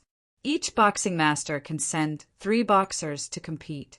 The death rate is infinitely close to 100%. Infinitely close? Andrew nodded, because only when the opponent is killed can it be considered a victory. The boxers go to the ring empty-handed and fight in the special ring. There are no restrictions until one of them is declared dead." The assistant frowned and said subconsciously, "What if the 2 boxers are from the same boxing master in the final round?" "Then they kill each other." Andrew heaved a sigh and said, "No matter how many people participate, there will only be one winner, and there will only be one survivor. There is such a cruel boxing competition." The assistant's palms couldn't help but break out in cold sweat. Although Andrew was also an arena master, there were often situations where he was beaten to the point of being unable to stand up again, or even being beaten until he was crippled. It wasn't uncommon for these boxers to be seriously injured and die in the future. but if it was only considered a victory if the opponent was directly beaten to death in the arena, then perhaps not many boxers would be willing to go on stage. It was a veritable life and death ring. The rules of the competition are so cruel. Correspondingly, the champion will receive an unprecedentedly rich reward. Andrew frowned and said, "But only the boxing masters who are qualified to enter the arena know what the prize of each Golder competition is. And all the boxing masters will abide by the confidentiality rules and won't say what the reward is." He looked at his assistant and said, "But every year there are still countless rich people who try to get the entrance ticket to the Golder competition. Boss, do you want to?" Andrew didn't respond. He wouldn't tell his assistant that he once had a close encounter with the Golder competition. "Let's greet our guests first," he said indifferently. Andrew should be interested in the Golder competition. Leaving the casino. In fact, it was just a casino, but now they were standing on the roof of the apartment next to the casino. Did the boss of the club have the entrance ticket to the Golder competition? The answer was, of course, yes. Inside the club, there were many strange things with different purposes. Among them was the admission ticket for the competition, which seemed to be always effective. As for whether the owner of the club wanted to participate in such a competition, the answer, of course, was Mr. K was just running his mouth. Luaccio looked down at the alley beside the apartment at the grown-up Antonio. He looked at the time, then looked at Yu Yi and said softly, "It's almost evening. Do you want to go somewhere to watch the sunset? The view of the Kremlin is not bad, especially from the president's office." Luaccio looked at Yu Yi with interest. He suddenly liked this feeling. In the future, he would discover the servant girls past little by little, and bring surprises to himself little by little. Little by little, it caused ripples to occasionally appear in his heart, which was difficult to produce waves again. When Andrew saw Ndong being brought to him, he was absent-minded for a moment. He had to look at this man who was taller than him. He used to be from the underground boxing world, so he knew the power contained in this body better than anyone else. This was not a level that could be achieved by postnatal training. He was simply a natural-born boxer, a perfect fighter created by God. "Where is Nikita?" Anton looked at Andrew at this time, asking in a low voice. Perhaps it was because he had been fighting with people on that platform these days, or because he had grown up Anton. Antonio felt that he was surprisingly not afraid at this time. If it was before, when he was still a child, he would have felt his heart beat faster and then fear when he saw these tall and strong guys. "No matter what Nikita offers you." Andrew went straight to the point and said, "I'll give you 10 times as long as you become my boxer for a reason. Wealth, villa, luxury car, beauty. As long as you want it, I can give it to you." 10 times? Antonio was stunned. He shook his head and said, "Nikita didn't give me anything. We just make money together. I want to make enough money and then build my own base." Looking at the tall man in front of them saying the word base, Andrew and his assistant were stunned. "Base?" Antonio nodded. "I want to buy a piece of land with big trees and then build the biggest tree house on the big trees as my base." Who knew what Andrew and his assistant had experienced in their hearts at this time? Anyway, Andrew lit the cigar when he saw the mysterious Oriental guest. He forgot to flick the ash from the burning cigar, and the cigar that was about to burn out suddenly burned his finger. The burning pain made Andrew throw away the cigar in his hand. He coughed twice. This Anton, did he do it on purpose? Would a normal person say such childish words? But he still insisted on the principle of recruiting this guy, saying decisively, "I have a piece of land with dozens of big trees. If you like it, I can give it to you directly. If you want a tree house, I can also ask people to build trees on those trees and give them to you." "Really?" Antonio suddenly showed a surprised look. Andrew's mouth was agape. What this guy said just now was actually true. He had seen too many people and could distinguish the authenticity of many people. He couldn't see through the mysterious Mr. K, but it didn't mean that he couldn't see through ordinary people. This Anton's eyes were so pure that there was almost no impurity in them. "Oh God, of course." I never lied to my employees. Andrew nodded. As long as you can work for me, everything is not a problem. Antonio suddenly hesitated, but I have to see Uncle Nikita first. Uncle Nikita? Andrew was stunned again, but he didn't think too much. Maybe this was the reason why Nikita could become this guy's agent. Andrew looked at his assistant and nodded to indicate that it was better. The assistant understood and went out at once. After a while, the assistant took people to drag Nikita, who was beaten up, in. Uncle Nikita! Antonio was anxious at once. He ran to Nikita's side and supported his body. Then he turned back and stared at Andrew fiercely, saying angrily, "Why did you beat him?" "Nothing, just a misunderstanding." Andrew smiled and said, "This Mr. Nikita borrowed some money from us and ran away. Of course, it's all right now." "Oh, dear Anton, we'll be responsible for all the medical expenses of Mr. Nikita, and we promise to treat him well in the future and let him live a good life. Because you're already my employee, aren't you?" Nikita held Antonio's arm at this time, whispering in his ear, "Promise him first, then leave here. Don't confront them head-on. Go back and talk about it later. Listen to me, cough." Antonio nodded and looked at Andrew. "I'm going to take Uncle Nikita. Nikita is going back." "Of course." Andrew smiled and said, "I'll send someone to take you to have a rest. I have a nice villa in the suburb. Anton, you can live there in the future. Don't worry, I've also prepared some small gifts for you in the villa. I believe you'll like them." Unexpectedly, Nikita said at this moment, "Wait, Mr. Andrew, my brother is also taken away by you. Where is he?" Andrew was stunned and looked at the assistant. The assistant then said, "Well, we encountered some trouble when we invited Mr. Nikita back, so we brought one more person back." "Then take him away." Andrew didn't care about it. After a while, 3 strong men worked together to drag a strong man to the front of the crowd. Oleg. His hands and feet were shackled at this time.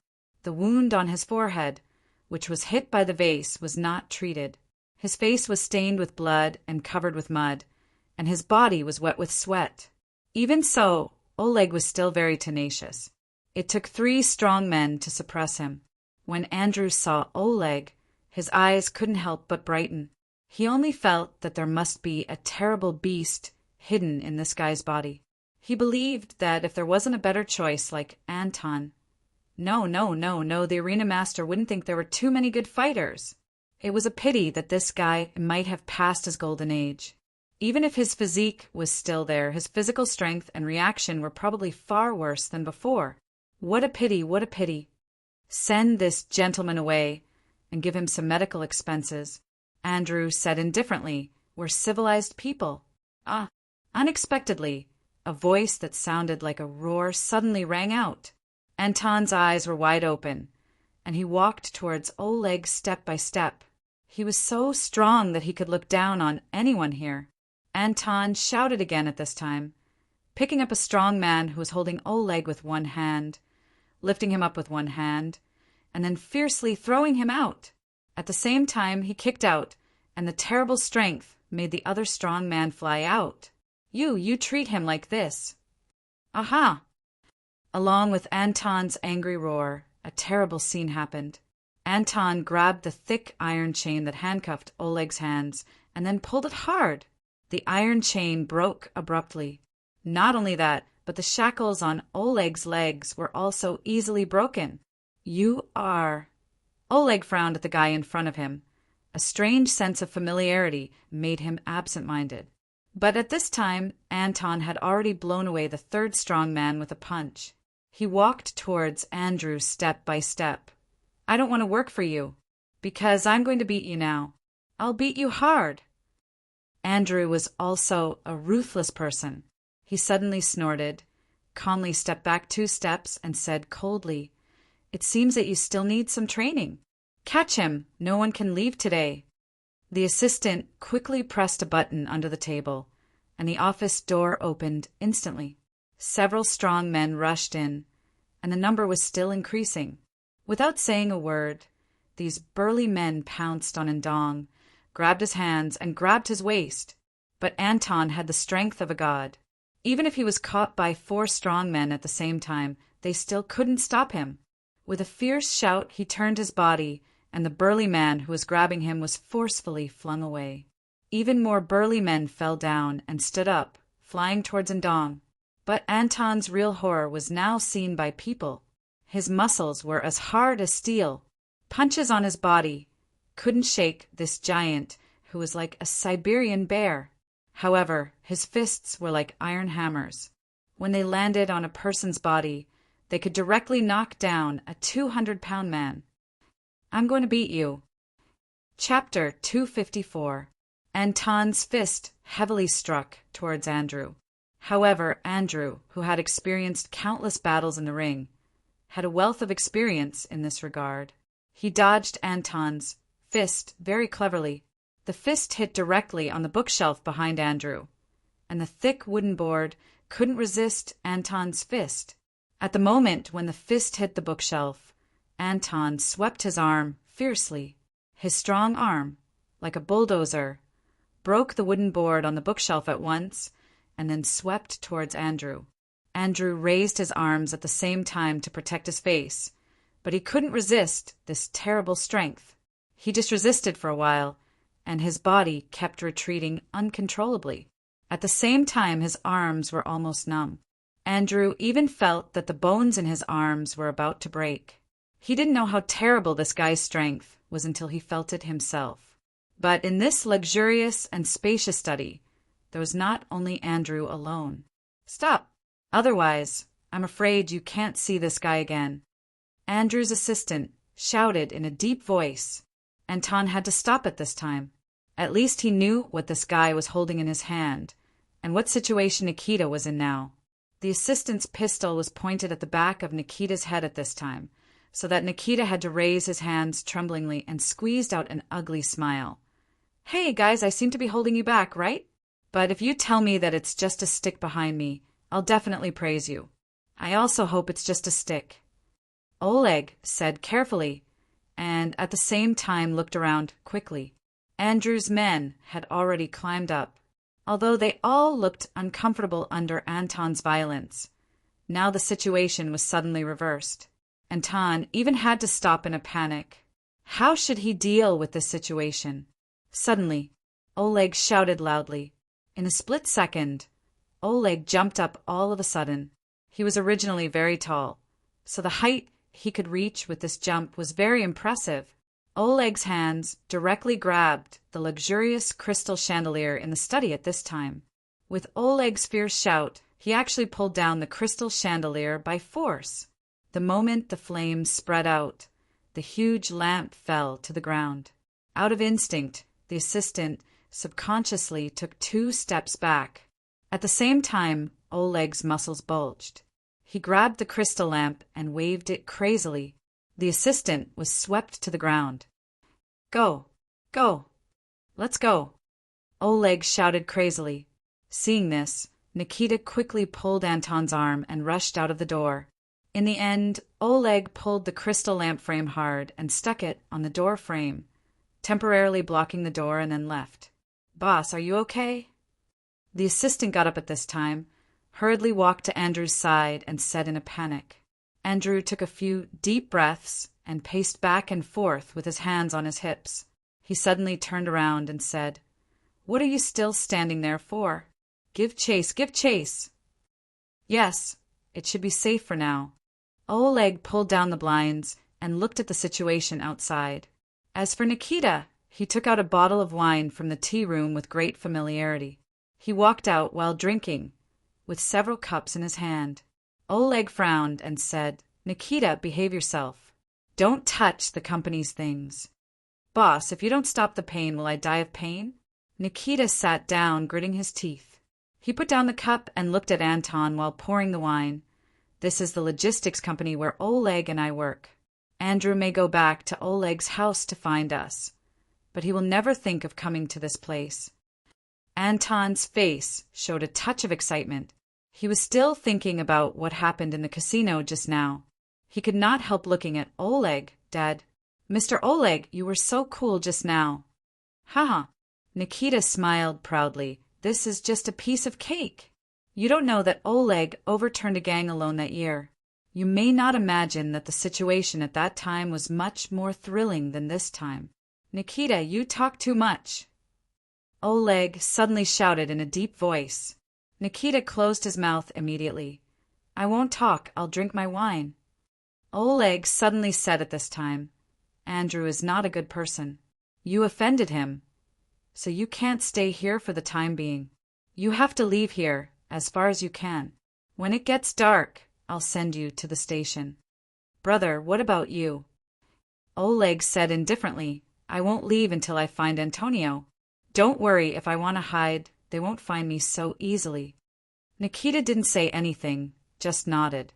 Anton moved his lips and wanted to say something, but he didn't say it in the end. He looked at the full glass of wine poured by Nikita, suddenly took a sip and coughed immediately. You'd better drink with Mags. Vodka is for adults, little brother. Nikita couldn't help laughing. Anton choked. Who says I can't drink? I'm just not used to it. Nikita shrugged and staggered to stand up. I'll go to the toilet. Call me if there's anything. After Nikita left, Oleg looked at Anton up and down. There were wrinkles on his eyebrows, both horizontal and vertical. Have we met somewhere before? He sat in front of Anton, looking straight at this young man who was stronger than himself, especially his eyes, which made him feel uneasy. No. Anton shook his head, lowered his head, and played with the wine glass in his hand. Suddenly he said, Mr. Oleg, if we had continued to fight, we would have been able to give that guy a good beating. Why should we leave? Oleg said indifferently, What happened after you beat him up? Tell him, don't make trouble. Oleg smiled and shook his head, picking up a glass of wine and shaking it. That will only make him angrier. Young man, listen. Unless you kill him, he won't stop making trouble for you. So, have you ever thought of killing Andrew? Kill. Anton shook his head quickly. No. Oleg closed his eyes, leaned on the chair, and said slowly, Then let's go. Go as far as you can, and stay away from trouble. Escape. Isn't that the behavior of a coward? Anton suddenly said. Oleg suddenly opened his eyes, sitting here. He didn't look scary. Young man, nothing is more important than life. Escape is not necessarily the behavior of a coward, but what? Oleg shook his head, saying indifferently, You'll understand it later. Besides, I have no obligation to teach you anything. It should be your father's responsibility. Anton suddenly lowered his head. He never told me these. That's a terrible father.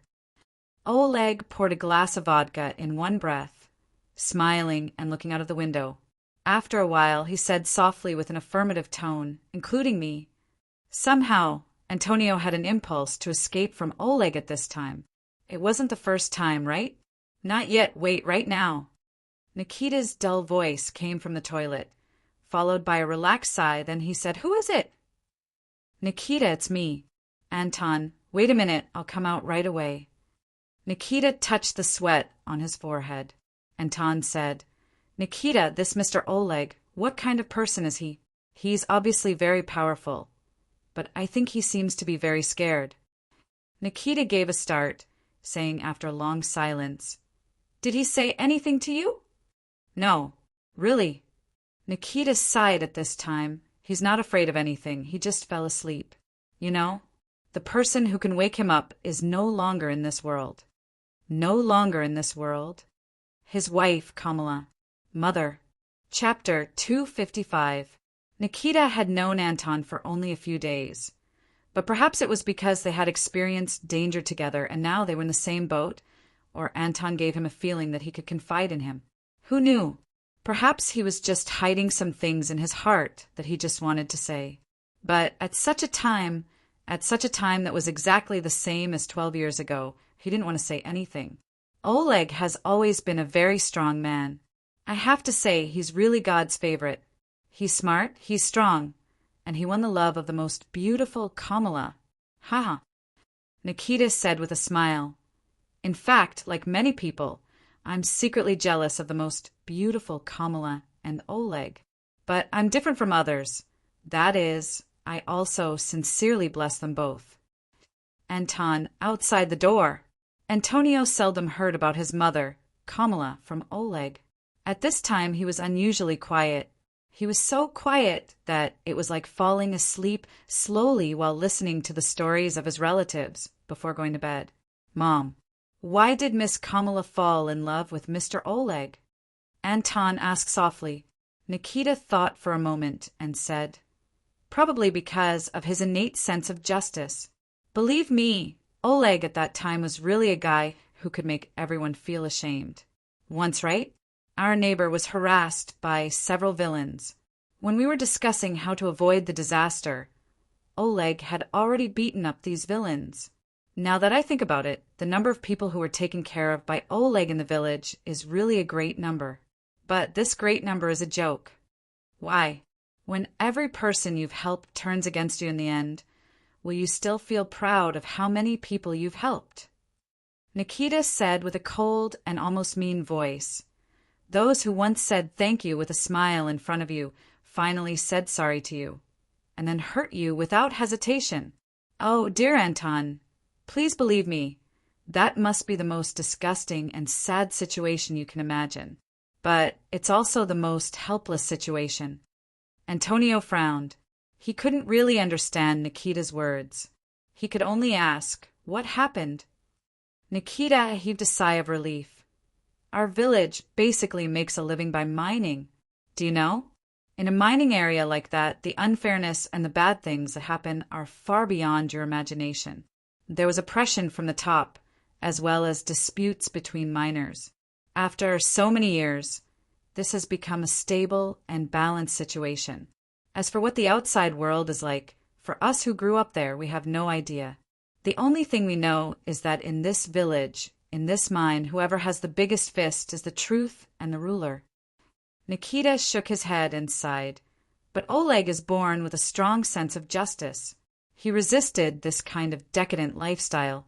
He instinctively hated being oppressed by the forces in the mining area. He had the idea of protecting everyone. He even thought that as long as everyone united, no one could bully us at will. So he took action. At the beginning, because of Oleg's constant help and his reputation in people's hearts, many people were really anxious to resist. We resisted unreasonable overtime. We asked for more holidays, we asked for better meals, and we even started to go on strike. In the end, Oleg seriously injured several black foremen directly. Nikita said with a trace of nostalgia, at that time it was the most hopeful time for the village in these decades. And Oleg was also regarded as a hero by us.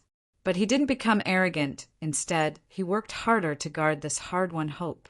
But Nikita's voice suddenly became sad. Oleg forgot one thing. That is, not everyone can be like him, with a strong body and courage, and the most important sense of justice. Do you know? The darkness in the mining area has never been dispelled. It just hides. Yes, it's like a poisonous snake, carefully hibernating in the darkness that can't be seen by the light, waiting for an opportunity to move. Who is it at the beginning? Anyway, I forgot. I only remember that day, when we were preparing for work, as usual, a miner was found in his own home, and his left hand had been ruthlessly cut off. When we found him, his left hand was actually not bleeding, because his left hand was very burned and all the bleeding places were sealed. And his cut-off hand was thrown on the edge of the wall, and a few words were written on the wall with the blood of his hand. No resistance. Nikita said with a wry smile, those people's revenge came too fast. Even we didn't have time to react. Do you know? We're different from them. They are scoundrels. They are real scoundrels. They are like evil ghosts. They are scoundrels who can do anything. Every day we could hear which family in the village was harassed at night, which family's house was secretly set on fire, or who was beaten black and blue on the road. Nikita sighed. I really can't. No matter how Oleg persuaded everyone, there was no way to stop the spread of this fear, even if we still have some people who have been persisting. But until that day, those people said that as long as Oleg is handed over, as long as everyone can return to their previous lives, they will stop causing trouble. They even promised that as long as Oleg, who led the trouble, is handed over, they will improve their work. Otherwise, it will get worse. Ah! Anton uttered a low cry. He suddenly felt his hands and feet were a little cold. Then, sorry, we didn't want to. I have old people and children to take care of at home. Sorry, they said, as long as you could surrender, they would let us go. I'm sorry. Oleg, I beg you, okay? You've been helping us all this time. This time, please help us as well. They said that they could cancel my gambling debt, otherwise I could only die. Sorry, Oleg, I'm really sorry, but we have no other way. We have never asked you to do so many things. This is just your own self-satisfaction. Nikita sneered. That's the most apologies I've ever heard in my life. I even know that they know what they are doing. If Oleg is a flag of hope, then they are cutting it down with their own hands. When they do this, it means that they are willing to continue to be bullied. But they have to do this. Who is not selfish?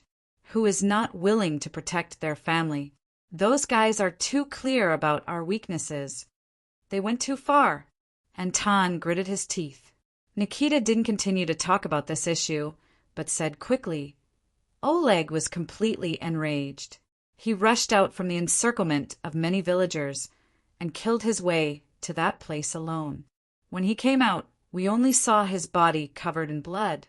But when he saw the villagers who were still holding all kinds of mining tools blocking his way, his heart was probably already dead after his anger.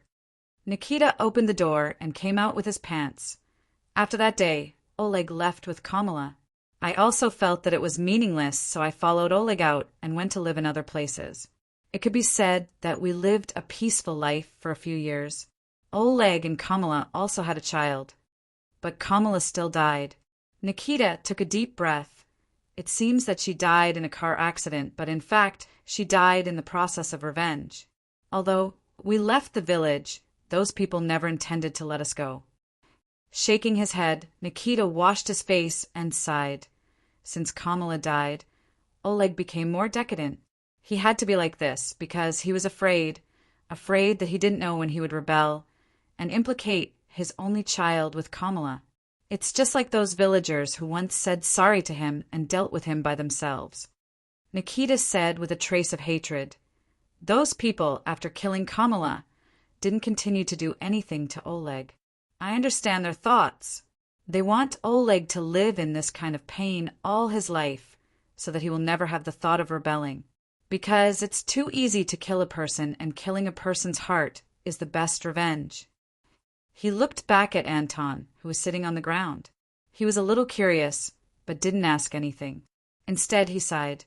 Anton, remember, no matter how powerful you are, a person's power is only a person's power, and a person's justice is only a person's justice. They are too weak and helpless. This kind of helplessness and weakness can make a brave man, like a lion, be willing to be a sick cat for his child. He can only choose to resign himself to being bullied. Chapter 256. Are you ready? If you're ready, I'll take you to the station now. Seeing Nikita and Anton coming out of the toilet, Oleg walked to them and gave Nikita some money. Tell me when you settle down. I'll go back to find you if I have time. I know, but you have to be careful. Nikita was a very straightforward person. He knew that he would only be a burden if he stayed here. It was better to leave so that Oleg would not worry about him. Then go quickly. Don't waste time. Oleg nodded and then looked at Anton, saying apologetically, I'm sorry that Nikita got you into trouble this time.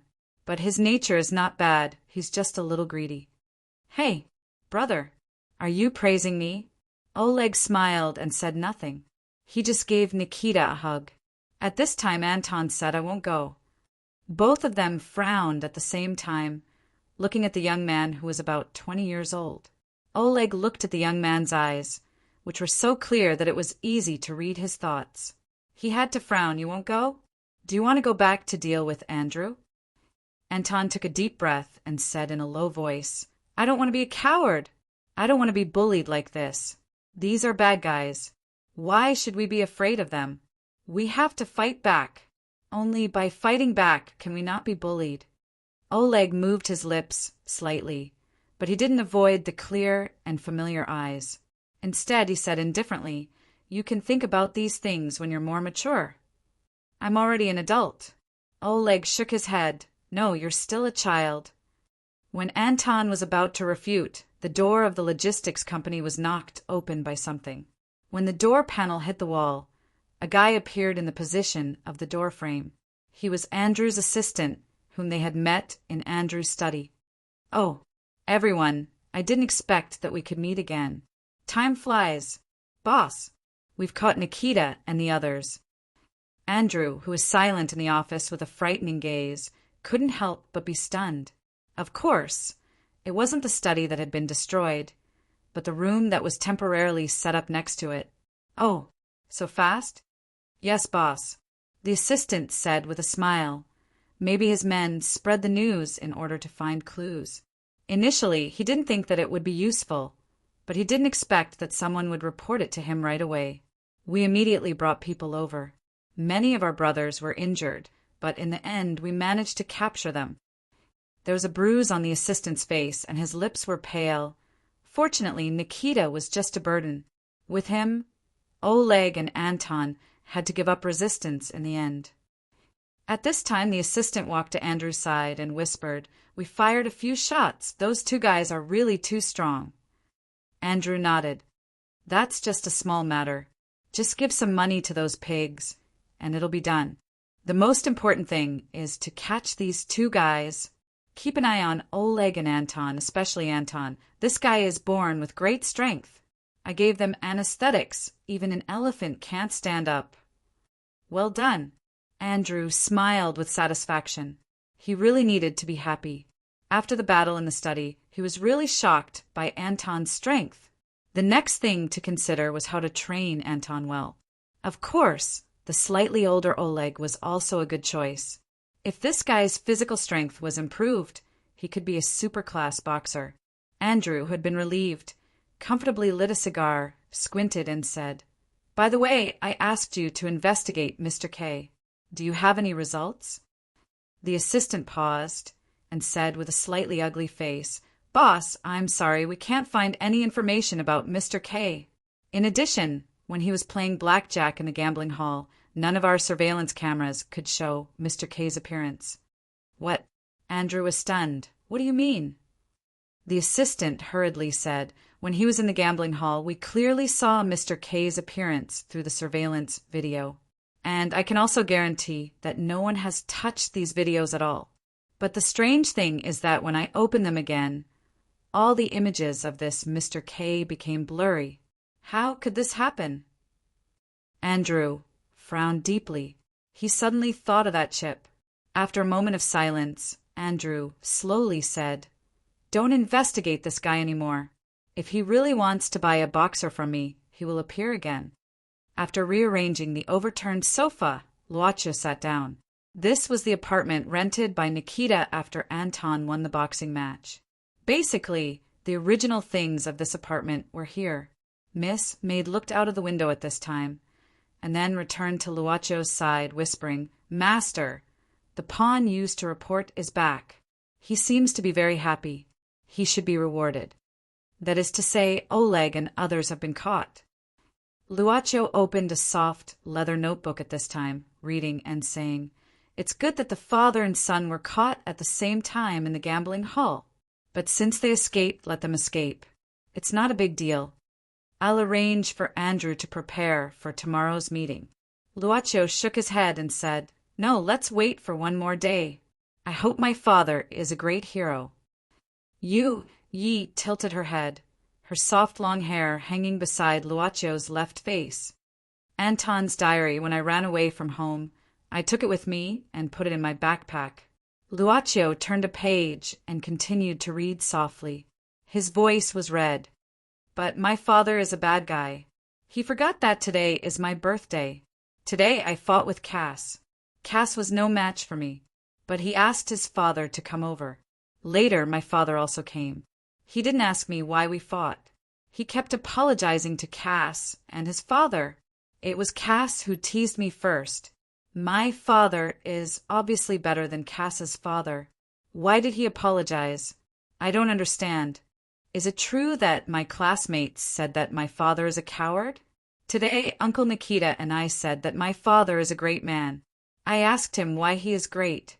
He looked at me with a smile and said that my father took care of me until now and even dared to skip class. Isn't that great? I saw it. I saw it today. I don't think I'll forget it in my life. I saw my father kneeling to someone. I saw the man pour beer on my father's head. I know this guy is a scoundrel because I heard Auntie Catherine and the others talk about it. Oh, God, my father is kneeling to a villain. Did I see it wrongly? I don't believe it. It's not true. Is my father really just a coward? I don't want to be bullied. I want to grow up. I want to clean up all the people who bully me. New Year, my father is still working overtime. I eat at home alone. It's disgusting. I miss my mother, but I forget what she looks like. I can only look at my mother's picture. I saw the villain who bullied my father again. This time, he bullied Kakachi's grandfather. Too hateful. So I pinched a piece of mud and threw it at him. But I couldn't outrun him, so I was caught and beaten. At night, my father called me to eat. I can only say that I'm not hungry. It's so painful. I want to grow up quickly. I want to grow up. I want to grow up. I want to protect my father. I want to protect Uncle Nikita. I want to grow up. I want to leave this house and prove that I'm an adult. Father, goodbye. I'll build a big base and train very hard there. Then I'll come back. The diary was turned to the end. Because he kept reading until the end, Miss Maid took a glass of water and gave it to Luaccio. Luaccio suddenly said softly, probably when I was 7 or 8 years old. I also thought about becoming an adult. Later, when I really grew up, when I was 16 or 17 years old, more or less. I felt that the idea at that time was quite childish and even hated children for a period of time. Luaccio blinked, especially naughty children. But obviously, compared to naughty children, 16 or 17 years old is almost the same. The so-called maturity is not much at all. Luaccio shook his head, mocking himself. I thought that after reading more books, listening to more specious truths, and perhaps experiencing some things that shouldn't be experienced at that age, I felt that I had grown up. But when facing problems, I was like a child at a loss. I thought that the way of dealing with problems was very good, but it was always full of mistakes. Later, I understood that it was not called growing up, but being sensible.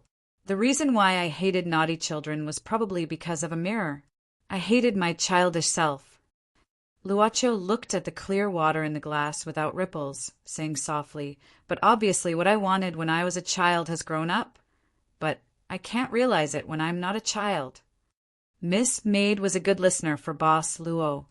She didn't express any opinions or enlighten him. Perhaps it was because of this company that he felt more and more comfortable. Maybe he even liked it? Luaccio smiled. Tonight I want to eat braised meatballs, can I? Okay, I'll prepare the ingredients right away. Boss, Mr. K is here, and he's at the blackjack table that day. The assistant hurriedly ran in and said, But this time Mr. K's first bet is 20 million rubles. Andrew was so shocked that he jumped up as if he was jumping. He naturally had to recall the horror and humiliation of being dominated by dozens of consecutive wins that day. He had to comfort himself that fortunately it was just for fun that day. But today, the first bet was 20 million rubles. This would make him bankrupt in minutes. Chapter 257. Of course, Andrew wasn't afraid of someone messing around in his casino. There were only 2 of them. If Mr. K really dared to do this, even if he was the emperor, Andrew didn't intend to let him walk out of the casino so easily. But he was quite afraid. He was afraid of this mysterious Mr. K, and at the same time he was also afraid of the fact that he had an entrance ticket to the Golder game. Originally, the 2 of them had appeared in his casino in such a high-profile manner, so no one would believe that there was nothing special about them. Mr. Andrew, is this the best boxer you have in the ring? Through a large piece of glass, Luo Chiu looked at the muscular boxer inside the glass curtain wall. He shook his head, even though the boxer inside was trying his best to show off his strength. What? Mr. K is not satisfied. Andrew smiled. He used to serve in the army. Compared to the boxers trained under the same conditions, his combat awareness is definitely better. Luaccio said indifferently, "If this is the best boxer you can offer, I think there is no need for us to continue the conversation." Turning around, the club owner nodded politely in front of Andrew. "Well, I'll leave now." "Please wait a minute." Andrew suddenly tried to stop him, but he also asked the people around him to leave. In this room for selecting boxers, only he and Luaccio were left. He seemed to want to show his sincerity, but also wanted to know more. How can Mr. K prove that he has the admission ticket to the Golder competition? No need to prove. Luaccio said indifferently, "Now, Mr. Andrew, you don't have the boxers I need. That's enough, isn't it?" Andrew was silent for a moment. In fact, he didn't like to deal with people of unknown origin, nor would he trust a stranger so easily. But he felt that this might be a rare opportunity. The closer he got to Mr. K, the more his heart beat uncontrollably. Andrew couldn't even tell whether this was excitement or worry, but his intuition told him that contact with Mr. K would be an extremely dangerous thing. The higher the risk, the greater the reward. Even if the other party didn't have an entrance ticket, it was impossible for them to take away the fighter without spending a single cent. After some consideration, Andrew slowly said, "Mr. K, I do have a top-notch boxer on hand, and I also have a guy with super-class consciousness, but he's a little older, and these two guys haven't been tamed yet. I wonder if Mr. K is interested?" "Of course." At this moment, Boss Luo, who had transformed into Mr. K, chuckled. "The harder it is to tame a beast, the stronger it is. Then I will wait and see. Bring those two guys here." Andrew opened the door randomly and gave the order. It didn't take long for Anton and Oleg to be taken into a room, separated by single-sided glass. Both of them looked dispirited and listless. However, Oleg's eyes were still sharp, while Anton looked a little uneasy. Seeing that Mr. K was looking at them, Andrew said with a smile, "Mr. K, a good boxing master can see the value of a boxer. I think Mr. K should be able to see the extraordinariness of these two guys." Luaccio said leisurely, "No matter how powerful a beast is, if its claws are pulled out, it's just a little more ferocious than an antelope. But it's not powerful." Andrew said indifferently, "These two guys were just anesthetized by me. As I said, I haven't completely tamed them. I didn't want to beat them up to make them behave, either. An excellent boxer shouldn't be hurt in any place other than the ring." Luaccio suddenly said, "These two guys, which one is more powerful?" Andrew gave a start. This was also a question he had thought about before. According to the most intuitive power, Anton was undoubtedly a gifted genius, and he was young enough to be more powerful than Oleg, who was over 30 years old and whose physical strength was declining. However, after the scene in the study room, he realized that Anton was just a guy with brute force, while Oleg was good at observation and calm enough. These two guys, Andrew thought for a while, I think each has its own advantages. So I can't give you the right answer. That's a pity, they're really good. Luaccio said indifferently, but I only need one boxer. If you can't recommend one, Mr. Andrew, it's really a headache. Got it. Luaccio suddenly raised his eyebrows with a playful smile like a villain, or let them have a life and death battle, and the one who wins will be the one I need. Of course, I'll compensate Mr. Andrew for the one who loses. Mr. K won't let you suffer losses. You want them to have a life and death battle? Andrew frowned suddenly. Of course. Luaccio chuckled. Mr. Andrew, I'm going to participate in the Golder competition. You should know what it is. If you can't adapt to the life and death battle, and don't have the courage to face the rules of instant death, what's the use of me? What he said was true, but Andrew didn't directly agree but narrowed his eyes. Luaccio sat down, and the servant girl behind him walked to Andrew with a blank expression, with a check between her fingers. This is the deposit. If you can satisfy our boss, The price is not a problem. If this check was real, then Andrew had to admit that the number written on it made him very excited. And it was just a deposit. To be honest, although Anton and Oleg were indeed very good, they were not cultivated by Andrew with great effort. To put it bluntly, these two guys were almost no different from those who were picked up. Therefore, just this deposit alone was enough to make him a huge profit. Mr. K is really a straightforward person. Andrew pushed the check back at this time and said seriously, "I don't need the deposit, and I don't even need you to pay for the boxer. I just need Mr. K to recommend me after the start of this year's Golder competition, so that I can become a qualifier before the start of the next competition." Luaccio said indifferently, "Mr. Andrew, you think I will have one more competitor in the future, right?" Andrew seemed to have expected it, and said calmly, "Mr. K, don't you want to have one more ally in the Golder competition in the future?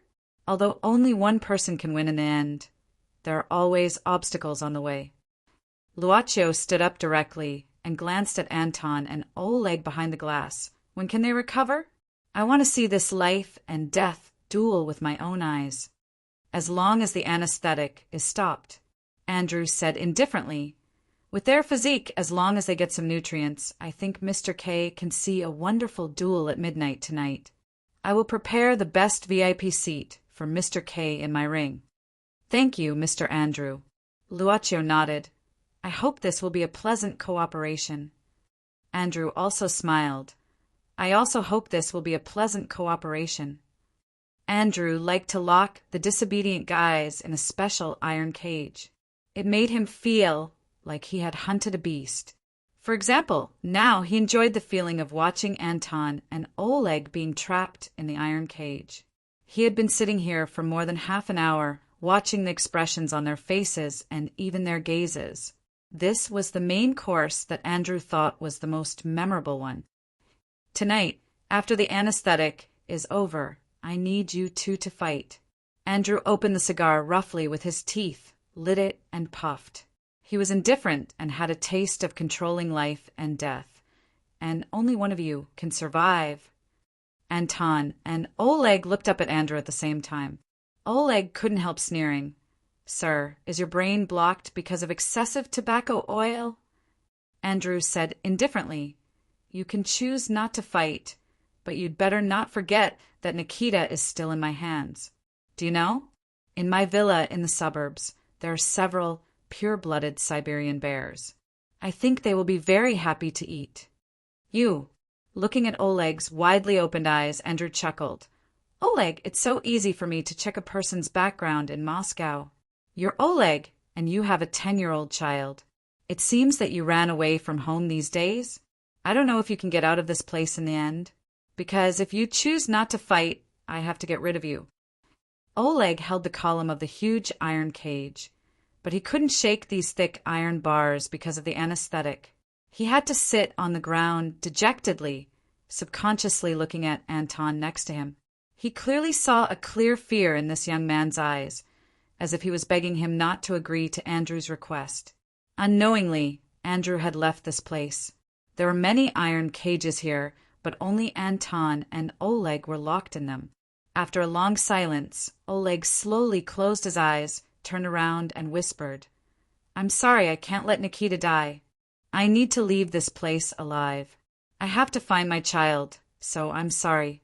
I didn't expect that there would be such a day when I would also say such words."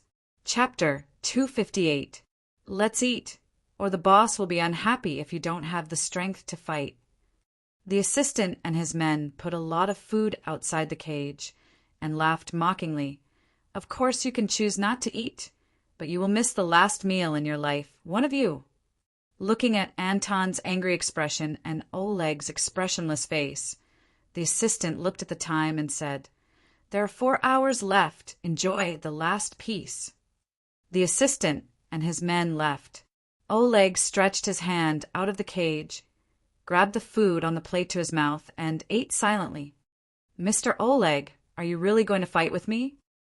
Anton lowered his head and asked softly. However, Oleg didn't respond. He just tore off the meat piece by piece and chewed slowly. We can resist when they open the cage. Anton raised his head at this time. As long as we can save Nikita, we don't need to be threatened by them anymore. And then Oleg glanced at Anton indifferently. Can you kill Andrew? Can you escape from here? What can your fists do in the face of their guns? Even if you can't do anything, can you only let yourself be bullied? Anton asked loudly, Aren't you angry? Aren't you unwilling? Oleg suddenly said, You may have a very good family. You may think that as long as you resist, you can solve the problem, or even you have solved the problem because of your resistance. But you may not know that some things, when you resist, will only bring deeper harm to yourself. In the end, you will even laugh at your own naivety. People are very selfish.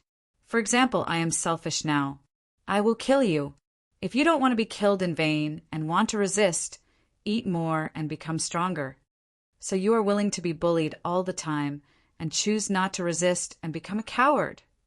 If you don't resign yourself to it, you will cause more harm, not only to yourself, but also to your family and your lover.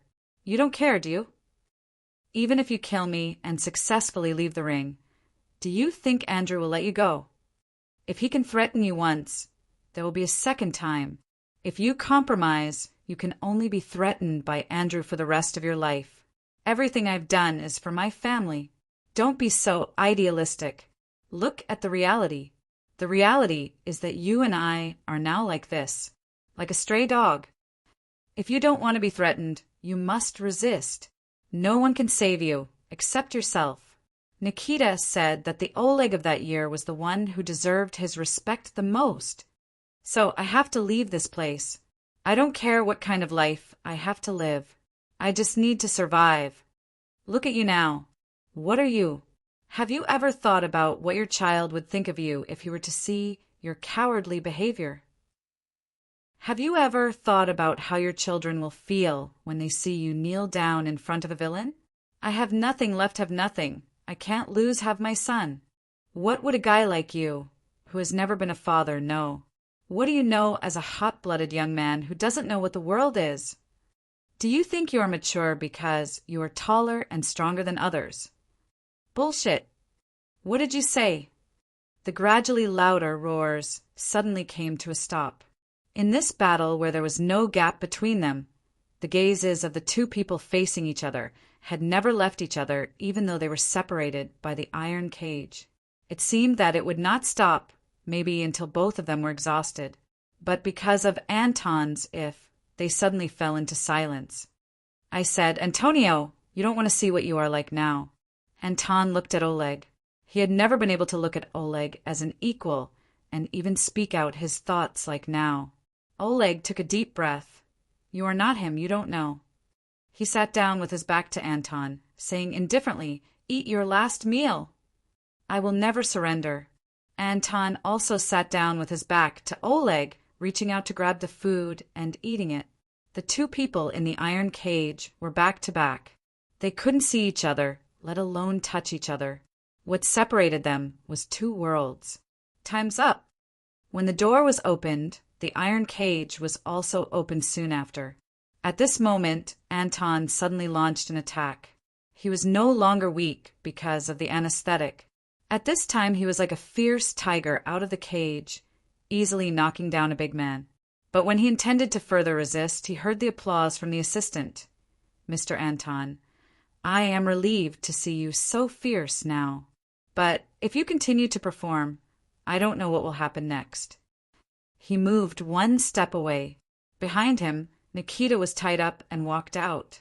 Nikita's face was pale, sweating, and even his legs were trembling. He had to do this, because right now he was wearing a very thick belt. The assistant sneered. Do you know what this thing is? In a moment, it can shoot a poisonous steel needle from the belt. In less than 15 seconds, Mr. Nikita's heart will stop. Maybe he will go to heaven, maybe he will go to hell. Who knows? The controller is in the boss's hand.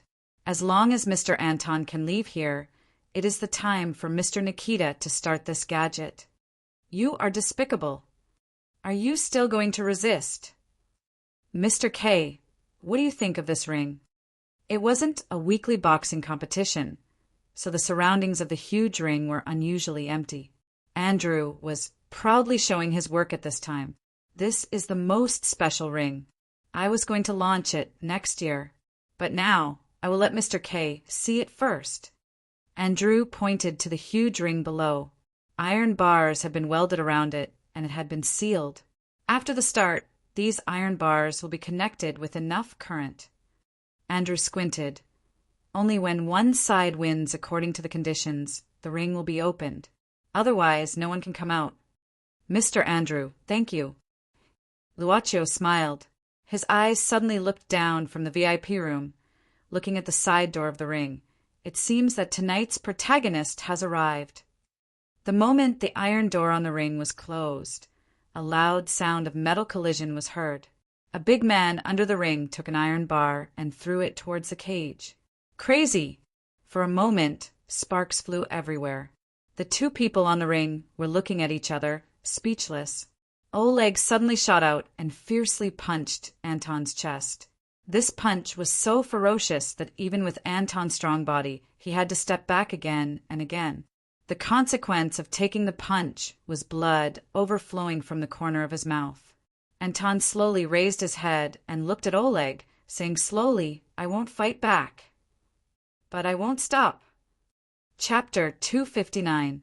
When Anton was about to be pushed to the iron net by Oleg, Oleg suddenly gritted his teeth and roared. He suddenly lifted Anton's body and threw him to the center of the ring. The elastic ring made Anton's body shake a few times before he got up from the ring. Oleg walked to Anton and grabbed his collar, saying in a low voice, "Do you really want to die?" Anton lowered his head and said, "Didn't you already plan to kill me and become the winner? You could have won just now. You really don't want to fight back?" Oleg asked further, "Mr. Oleg, I've decided that I won't fight back. Do you think you're great?" Oleg's face was completely sullen. "Do you know that I may not thank you and may not feel guilty for what you did to me? Even I may try my best to forget all this. I'll treat your sacrifice as something that didn't happen at all. You can only die here in vain, and no one will remember you. Even so, are you willing to do that?" Anton was silent. Oleg suddenly pulled Anton's arm and hit Anton's abdomen with his knee at the same time. The powerful impact caused Anton to spit out a mouthful of blood. Oleg was also a very strong person.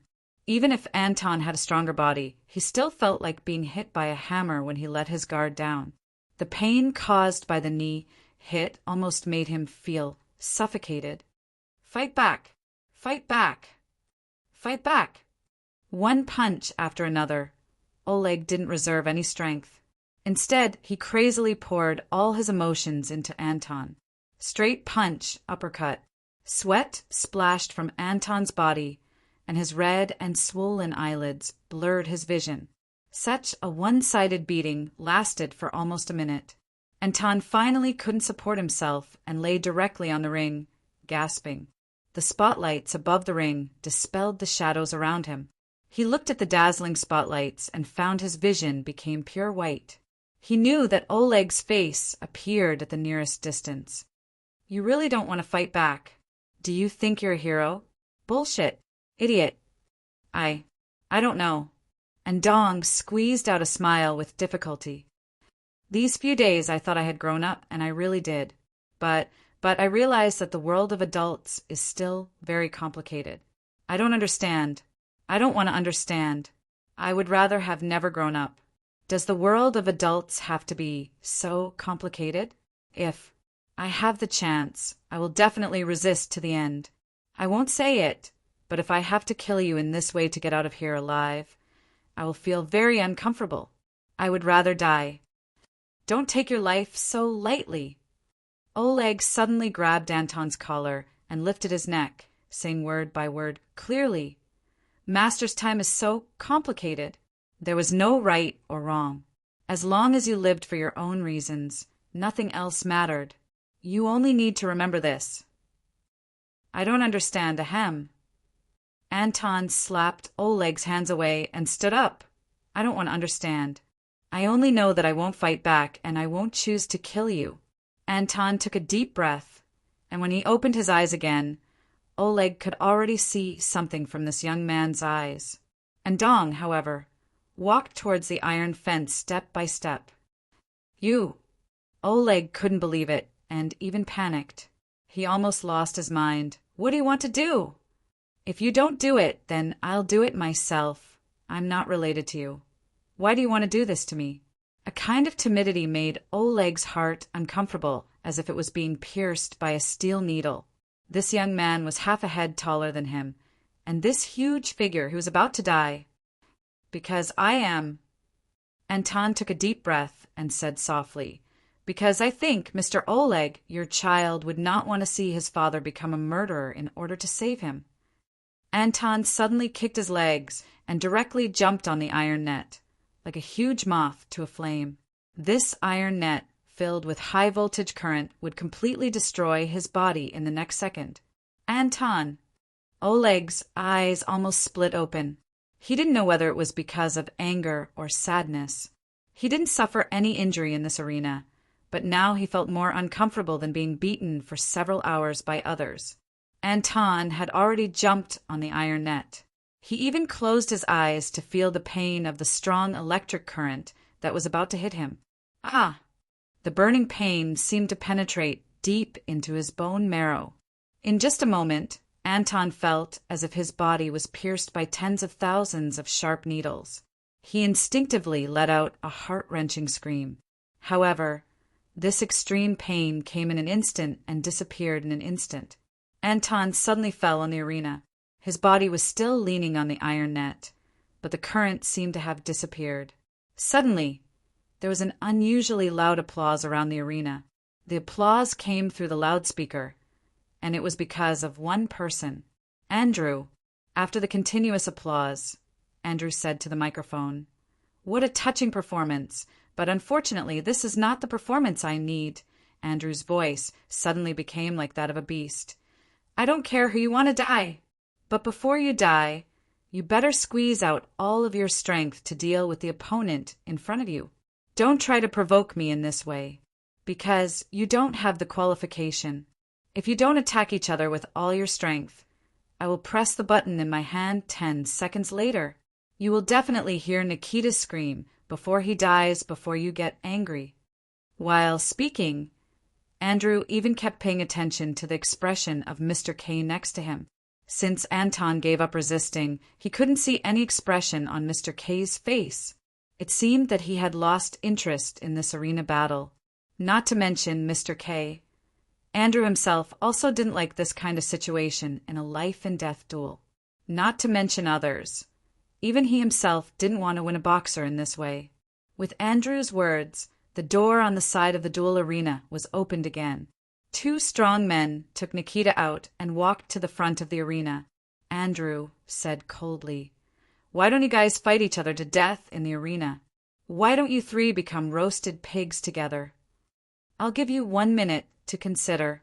Restore the electricity."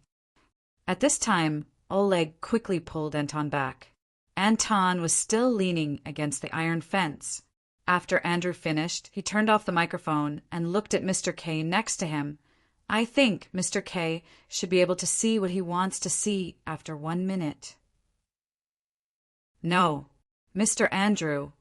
Luaccio turned his head and looked at Andrew, smiling. "I think I have seen it." "See what?" Andrew asked subconsciously. But at this time a roar came from the arena below. Nikita suddenly knocked away the 2 strong men and bumped into the iron net. "Hey, brother, next time when you introduce me to others, remember not to say that I'm a greedy guy." He held his belly and finally bumped into the iron net. Bang! At the moment of sparks, there was only a loud explosion sound and Nikita's painful cry, and his figure fell to the ground. "Nikita!" Ever since Oleg's furious roar, the entire arena had become quiet. Andrew, in the VIP room, slapped the table and stood up. The guards under the arena also opened their mouths in surprise. Oleg knelt on the arena powerlessly and said in a hoarse voice, "Nikita, you idiot!" "Cough, cough. Don't call me. I'm an idiot. Cough, cough. At this time, Nikita, who fell to the ground, suddenly turned around. His face was full of pain and his mouth was twitching. He didn't die. Nikita! Oleg shouted excitedly. Nikita coughed and laughed. It seems that the beer belly these years is still a bit, cough, cough, a bit useful. The special belt around Nikita's waist had been cracked. This guy didn't intend to commit suicide. He just intended to destroy the circuit in the belt through the electric current of the iron net. You guy, you're crazy. Oleg was surprised and happy. Nikita couldn't get up, but he was still very optimistic. It seems that being an electrician a few years ago was not a waste of effort. Oleg, come out. Don't lock yourself in the cage again. You're the most powerful person I've ever seen. In this world, there shouldn't be a cage that can trap you. I followed you to escape from the village these years, not to see an Oleg who had his claws pulled out, but to see an Oleg who stood up again like a lion. Oleg, clenching his fists. What are you doing? Catch this lunatic for me. If you don't die, I'll let you die again. Andrew, who was still completely enraged, roared, seeing that Nikita was once again in danger. Oleg tore off his clothes and trousers, quickly wrapping them around his palms, and then grasped an iron net pillar with one hand. The muscles on his hands bulged horribly. The blood vessels on his neck were as clear as the old roots on the ground, and his face even turned red. He was yelling, "Ah!" Andrew couldn't help sneering. He had decided to cancel the deal with Mr. K for the time being.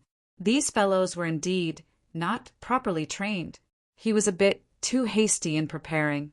While thinking about how to deal with Mr. K, Andrew was also waiting for the moment when Oleg was exhausted.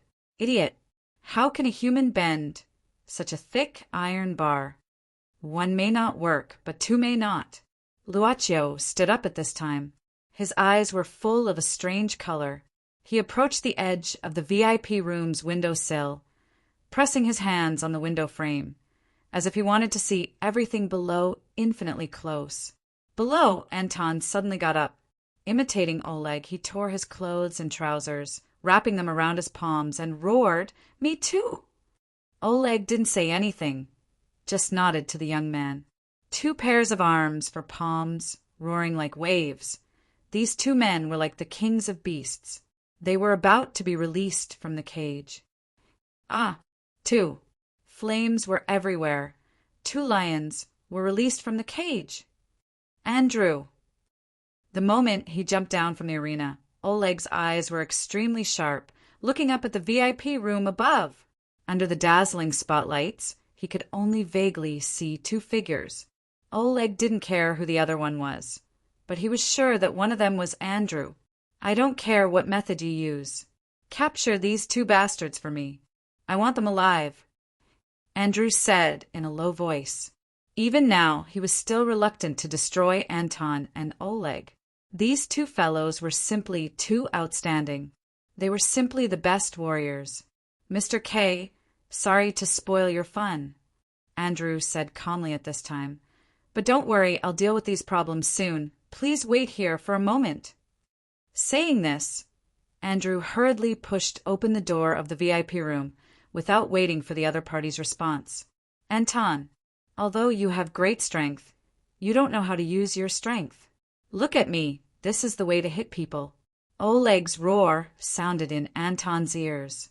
A few days ago, this kid didn't know what it meant to grow up, and now he still didn't know what it meant to grow up. But after being stunned for a while, he revealed a happy smile.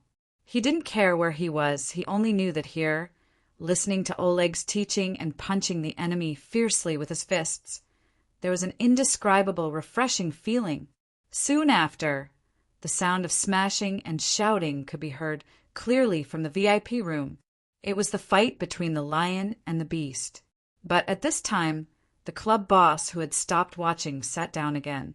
Luaccio opened his palm, and a silver necklace fell directly from his palm. At the end of the silver necklace, there was a cross pendant hanging on it. It slightly emitted a pure pink light, flashing as if it wanted to tell something. Luacho said softly, Ms. Kamala, is Mr. Oleg the one you know? Chapter 260.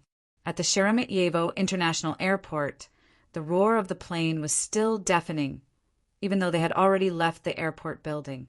Yes, I've already gotten off the plane. I'm picking up my luggage now, Luo said calmly to the other end of the phone. But the person on the other end of the phone kept chattering. Wait, what's the weather like over there? Did you bring enough clothes? Do you want me to mail you some more? Underwear? Is your underwear enough? Don't hang up on me. Beep. The servant girl who was standing beside Boss Luo with a simple handbag smiled. Misrin really cares about Master. Luacho glanced at Yu Yi and said thoughtfully, I always feel that something happened between you and that woman in Louis Village. The servant girl, who was too loyal to the club boss, smiled. Actually, it's nothing. Miss Rin taught me some interesting things in private. Luacho asked curiously, Oh? Nothing good comes out of this woman's mouth. What can she teach you? Yui glanced at Luacho and said smilingly, A woman on top and a man on the bottom. Guanin's sitting on the lotus. Let me think. Boss Luo, who intuitively knew that something bad would happen, was convinced that something bad really happened. He knocked his forehead lightly and acted as if nothing had happened. Where's the taxi? Just in front. Seeing you leading the way, Luacho chuckled. Looking at her back, it seemed like a joke just now. It seemed to be the first time he saw you making a joke since he became the club boss. Luacho looked at the sky of Moscow, thinking that it might be because of this familiar place. Wait a minute. Why did Yi describe the mess as a joke? Interesting stuff? Boss Luo, who had not been so confused for a long time, was at the Sheremetyevo International Airport outside Moscow. Is this your first time here? The taxi driver was a talkative person. Basically, all experienced taxi drivers were like this, right? Luacho nodded. He knew that this experienced driver could observe his actions through the rearview mirror. Business or tourism? The old driver continued to ask. Yu Yi replied calmly, It's the nature of the tour. Besides, can the driver not take this road? If we go around the Petrov Theater, I think it will be faster. The old driver was stunned, but he didn't seem embarrassed. Instead, he laughed and turned the steering wheel, driving in another direction. He knew how to strike while the iron was hot, and he said, Speaking of Petrov Grand Theater, the two of you must take the time to see our authentic ballet. My card is in the bag at the back. If you two want theater tickets, I can get you a good seat. No, thank you. Can we stop in front of the theater? Luacho suddenly said, I want to walk around. No problem. Soon after, the old driver greeted them. He didn't seem unhappy that he didn't attract more business. He drove back to the airport, looking very optimistic about life. Master, do you want to go in and take a look? Yu Yi asked softly. Luacho looked at the surrounding scenery and shook his head. Nothing. I just want to find a landmark to take a picture and stop someone from talking. Also, I feel like I'm going to stop here. The servant girl tilted her head, puzzled, but she soon got the answer. Luacho's eyes were scattered around the small square in front of the Petrov Grand Theater. Soon, he walked directly to a bench in the square. The bench was for passers-by to rest. There was also such equipment around it, and there was a small fountain around it. When there weren't many people, it was a good place to relax, and there was shade. Luacho suddenly stopped in front of the bench. A woman with long chestnut red hair and wearing a white dress was sitting here. The woman sat quietly on the bench and didn't seem to care about someone's approach. Can I sit here? The woman was stunned and subconsciously looked up. She looked at the young man with an oriental face who appeared in front of her and the girl next to him. You guys, we're just travelers. Luacho sat down and said softly, We are attracted by people in need. The woman was silent for a moment, shook her head, and suddenly said, But I am not a person. Maybe I shouldn't exist in this world. But she looked forward in a daze. In front of the fountain, An unusually tall man was silently looking at the fountain. He seemed to have been standing here for a long time. "Can't let him go?" The woman nodded and then shook her head. She was very indifferent. Looking at Luaccio, she softly asked, "Can you really help me?" Luaccio stretched out his hand. The woman was stunned. After hesitating for a moment, she slowly stretched out her hand. The woman's fingertips gently touched Luaccio's palm. As if she got an electric shock, the woman suddenly withdrew her hand with a trace of surprise. "So there is such a business in the world?" She shook her head again. "But if someone like me can exist—" At this time the tall man next to the fountain suddenly seemed to throw something into the fountain. That thing was glowing silver under the sun. Seeing the man throw this thing away, the woman's face suddenly showed an urgent look. She seemed to be excited. She even stood up. However, the unusually tall man took a deep breath, turned around, and left. The woman lowered her head, holding her chest, and sat down. Her face showed sadness. "That's your possession, right?" Luaccio asked softly. The woman nodded and said, "That's the gift he gave me when we got married. Because I was a believer since I was a child, he bought me a necklace." Her face showed a trace of reminiscence. "From a long time ago, he told me that he would take me to this opera house. In fact, many times we passed by here. Because of various reasons, we didn't fulfill this agreement. Later, I couldn't come here anymore." Her voice became unusually soft and her eyebrows drooped. "But this fool, every year at this time he would come here." "But he might not come next year, right?" Luaccio nodded. The woman shook her head and said, "I don't blame him, because I know that he did this for me. But—" She resolutely raised her head and stared at the traveler. "Can you please help him? He has too many things on his back. It's too hard. He lives in his own cage and can't get out. Also, our children, their relationship is not good." Luaccio was silent for a while and said, "Think about it. You have nothing to pay except yourself. Maybe you can continue to live like this." The woman stood up, stretched out her palm, and smiled. "Can I make them happy?" Rolling up his sleeves, Luaccio personally picked up the necklace from the fountain. He held it under the sun and looked at the necklace covered with water droplets. It emitted more brilliance and was even a little dazzling. "Is it a cross?" Luaccio wiped the necklace with a square handkerchief little by little and turned to look at Yu Yi. "I didn't expect to have a business as soon as I got off the plane." Miss Maid was not displeased. Instead, she said quite happily, "Master, you are so lucky. The quality of this soul is far higher than what you have received before." "Because of faith?" Luaccio said thoughtfully. Yu Yi took the necklace from Luaccio's hand and looked at it carefully. Then she said softly, "Maybe after the transaction is completed, we will know." At this moment, a man in his 30s or 40s with a briefcase under his arm suddenly came over. A man with an oriental face. On such a hot day, the man's bangs were already wet with sweat. The man said, "Excuse me, where are you two from?" He spoke in fluent Mandarin. No matter what the man planned, Boss Luo already had his own plan. Luaccio smiled and said, "Sir, we want to take a picture. Can we trouble you?" "Of course. This is a small matter." The man smiled warmly, took his phone, and walked a few steps away. He waved his hand and shouted, "Well, come closer." "Well, eggplant." Chapter 261. The morning sun had not been shining for a long time, but the grass on the lawn was full of vitality, and on the lawn a small figure was clumsily crawling across the grass, and his wife, who was about to take her daughter to school, was still shouting the name of the small figure. The club boss, who was watching this scene with interest, smiled, thinking that the direct confession just now was very cool. But it seemed that such a situation was actually quite common in China. Luaccio shook his head, clasping his hands behind his back, and followed the small figure with Miss Maid, enjoying the scenery along the way. Not long after, Boss Luo had to stop his footsteps.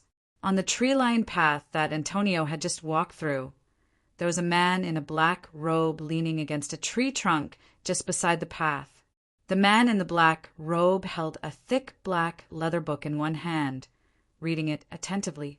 He should be about the same age as Luaccio, with a delicate face. If not for the figure, people would think that he was a girl. Boss Luo's eyes fell on the man as he walked until he was about to pass by the man. The man put down the black leather book in his hand, suddenly saying, "Heaven is a paradise. Souls who believe in God and are saved can ascend to heaven. Sinners who don't believe in God and don't repent will be punished to hell after death." Luaccio stopped, looking at Yu Yi with interest, and then looked at the man, sizing him up again. Then he saw clearly that there was a silver necklace around the wrist of the man's robe sleeve, and the pendant hanging down was also a cross. This kind of outfit was enough to explain the man's identity. Considering that this was Moscow, Luaccio asked, "East?" The man left the tree trunk, clasping his hands behind his back, strolling leisurely, but he said, "Heaven is the residence of God. There are angels in front of the throne, and Christ is sitting on the right side of God.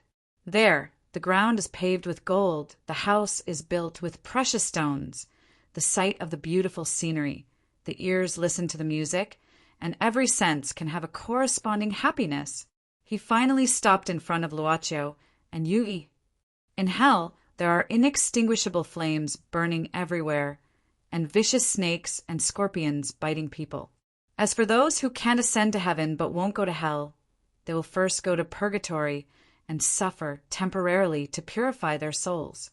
After their sins are redeemed, they can then ascend to heaven." After the man finished speaking, he stood there quietly. Luaccio shook his head and said, "Can every sense have a corresponding happiness? Heaven is indeed a very good place. Unfortunately, I can't go anywhere. The Lord is willing to forgive every sinner." The man smiled. "We will never refuse those who sincerely want to atone for their sins." "Oh, what should I do first?" Luaccio asked curiously. The man said indifferently, "Please hand over Kamala's soul. She is a pure believer of our Lord. As long as she lets go of her obsession in the mortal world, she can ascend to heaven. You should not stop her." "I did not stop her." Luaccio shook his head and said, "We are just responding to her expectations. However, I still haven't figured out what to do." Boss Luo added in his heart. The man said, "Kamala's soul has always been wandering around, unwilling to leave. As believers of our Lord, we did not force her and allowed her to stay. Our purpose is to wait for the day when she wakes up. When that time comes, she will ascend to heaven." Luaccio reacted and said, "In other words, you have been secretly observing her since the moment she formed her soul." "As long as the believer calls out to our Lord, we will appear," the man said indifferently. "We are more or less the same." Luaccio smiled. He suddenly recalled the information in some old account books that he had casually read in the lower levels of the club. After the Exodus from Egypt, Moses used 20,000 souls to make the sea recede overnight, turning the sea into a dry land. Are there a lot of pure souls in heaven? Luaccio suddenly asked. He looked at the man in black robes in front of him. This was the third time he was sizing him up. He and you were currently walking in a non-existent manner. Therefore, the people they could see were either people with needs or people who were more complicated than ordinary people. God loves the world and will open the door to heaven for those who sincerely convert. Naturally, there will be a lot of happy souls. The priest in black robes said indifferently, although he did not understand the meaning behind this guy's sudden question. It was a question that did not need to be concealed. Luaccio suddenly said, "Do you think you will ascend to heaven?" The young priest said calmly, "That is the only place where we belong." Luaccio nodded and said, How about this? I will try to pray to your Lord and hope that he has a way to open this door for me. However, please forgive me for not being able to hand over Lady Kamala. First of all, she still does not belong to me. Secondly, there is still an unfinished agreement between us. For sinners who do not repent, we can only use the holy light to cleanse the evil in their hearts. The man sighed and said, We do not promote the use of force." The man suddenly waved his hand, and the cross hanging from his wrist appeared in his palm.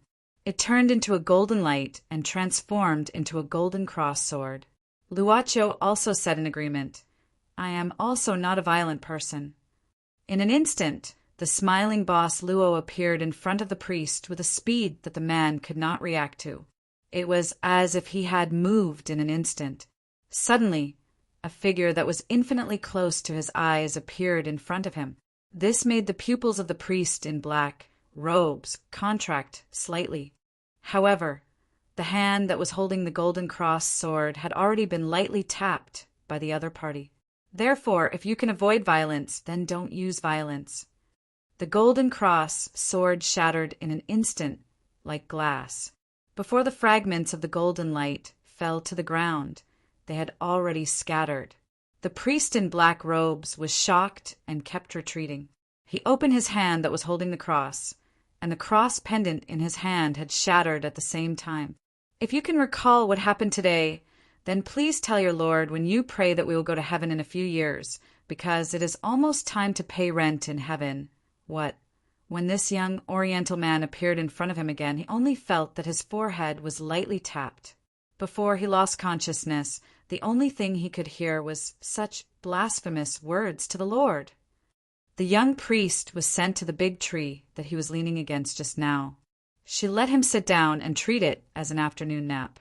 Luaccio then looked at Miss Maid curiously and said, "Speaking of which, when the club was operating here before, didn't we encounter these people's obstruction?" Yu Yi said, "The previous boss didn't go out, unlike this person. Your master likes to walk around outside. The transaction was completed in an instant. Well, of course, the previous boss deliberately hid and let them live freely."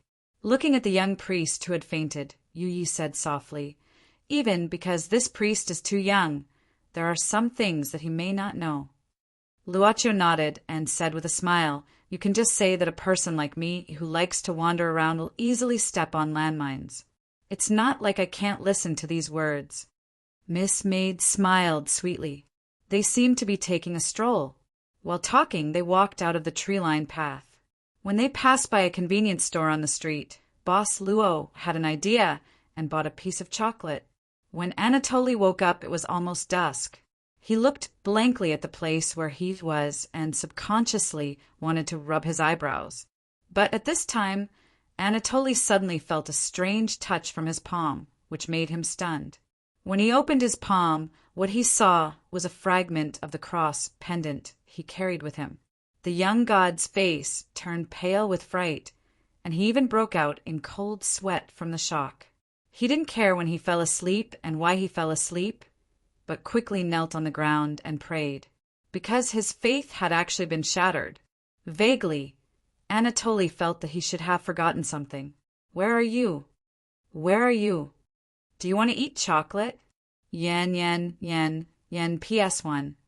No wonder there are so many advertisements and various book reviews in the book review section these 2 days. It turns out that they are recommended by the client. Sure enough, the recommendation will attract bees and butterflies. Oh my God. PS2. As for the cleaning up of the fake account. Haha. I only read the book review section once every few days. Even if there is a local tycoon on it, the chief will only find it after 4 or 5 days. Sorry, the local tycoon who failed to shoot. In the last stage of laziness, do I have to bother to clean up the fake account? Then, who doubts that I am using a fake account, please recharge your IQ. If I am a diligent person who knows how to clean up the fake account, will there be a fake account after 2 months? People who like to read it will naturally read it. People who don't like to read it will still not like it no matter how they clean it up. Everyone has their own preferences. It has already been preconceived. I am really not interested in refuting. In addition, I will not PS on this issue in the future. Chapter 262. In Andrew's VIP room, Kamala, who had finally become a whole person, looked at the young man who claimed to be a businessman with a complicated expression. Maybe he was not young. Who knew? Kamala could not investigate these things. He turned Antonio into an adult, but took away Antonio's love. She had questioned this guy at first, but he said it was the rule. Once the transaction mechanism was triggered, it would definitely be carried out. Because Kamala wanted the father and son to be happy, which did not conflict with what Antonio wanted. Kamala began to feel that this transaction might not be as good as she had imagined. That's right. After Antonio grew up, this guy even wandered around aimlessly, looking as if he didn't care about anything after that. Until that day, when he personally went to Andrew's casino, Kamala began to realize that the boss of this club had started to plan something. Withdrawing her complicated expression, Kamala turned to look at the bottom of the VIP room, and suddenly said, "Since you are omnipotent, why don't you directly get this result, instead of forcing him to this point?" This should be the style of the previous boss. Sometimes, Luaccio would compare himself to see if it was better to be straightforward or to spend more effort. "Maybe it's just my personal interest," Luaccio said apologetically, looking at the arena below. "If it's just to change a person's mind and make him firmly believe in something, it's really not difficult for us. On the day we met in the theater, we could actually make Oleg become like this."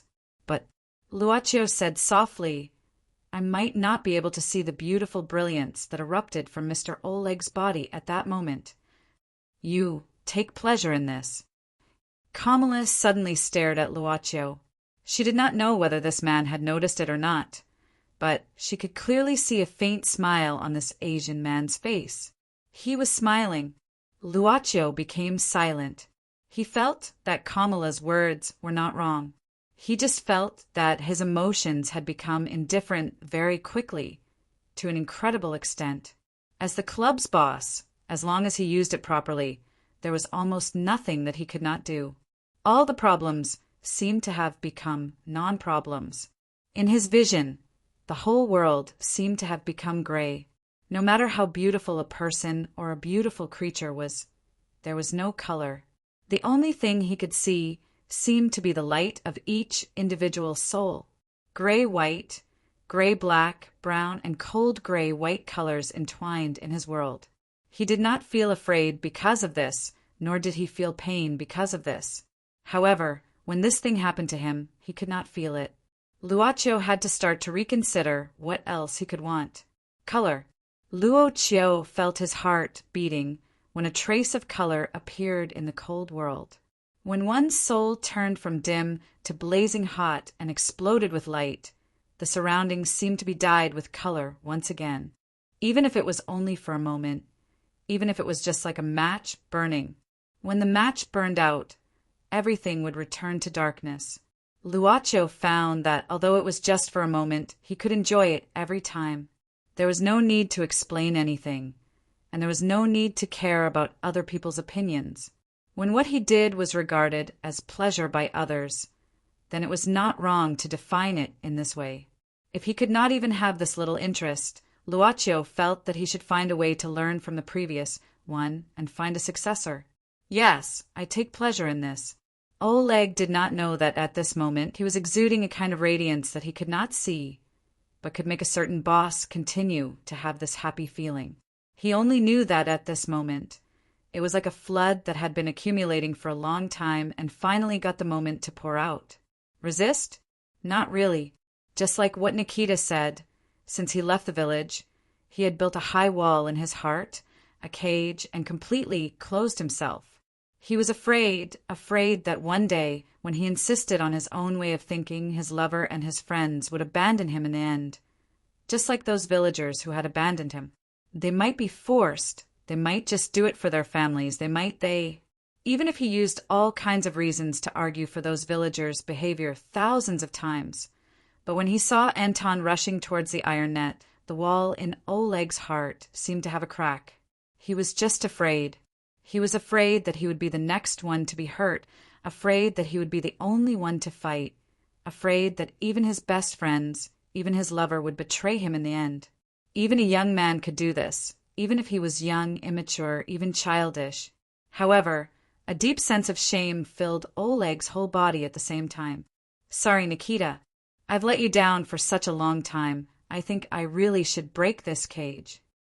Oleg put down one of Andrew's men in front of him, and then retreated to Nikita's side, apologizing.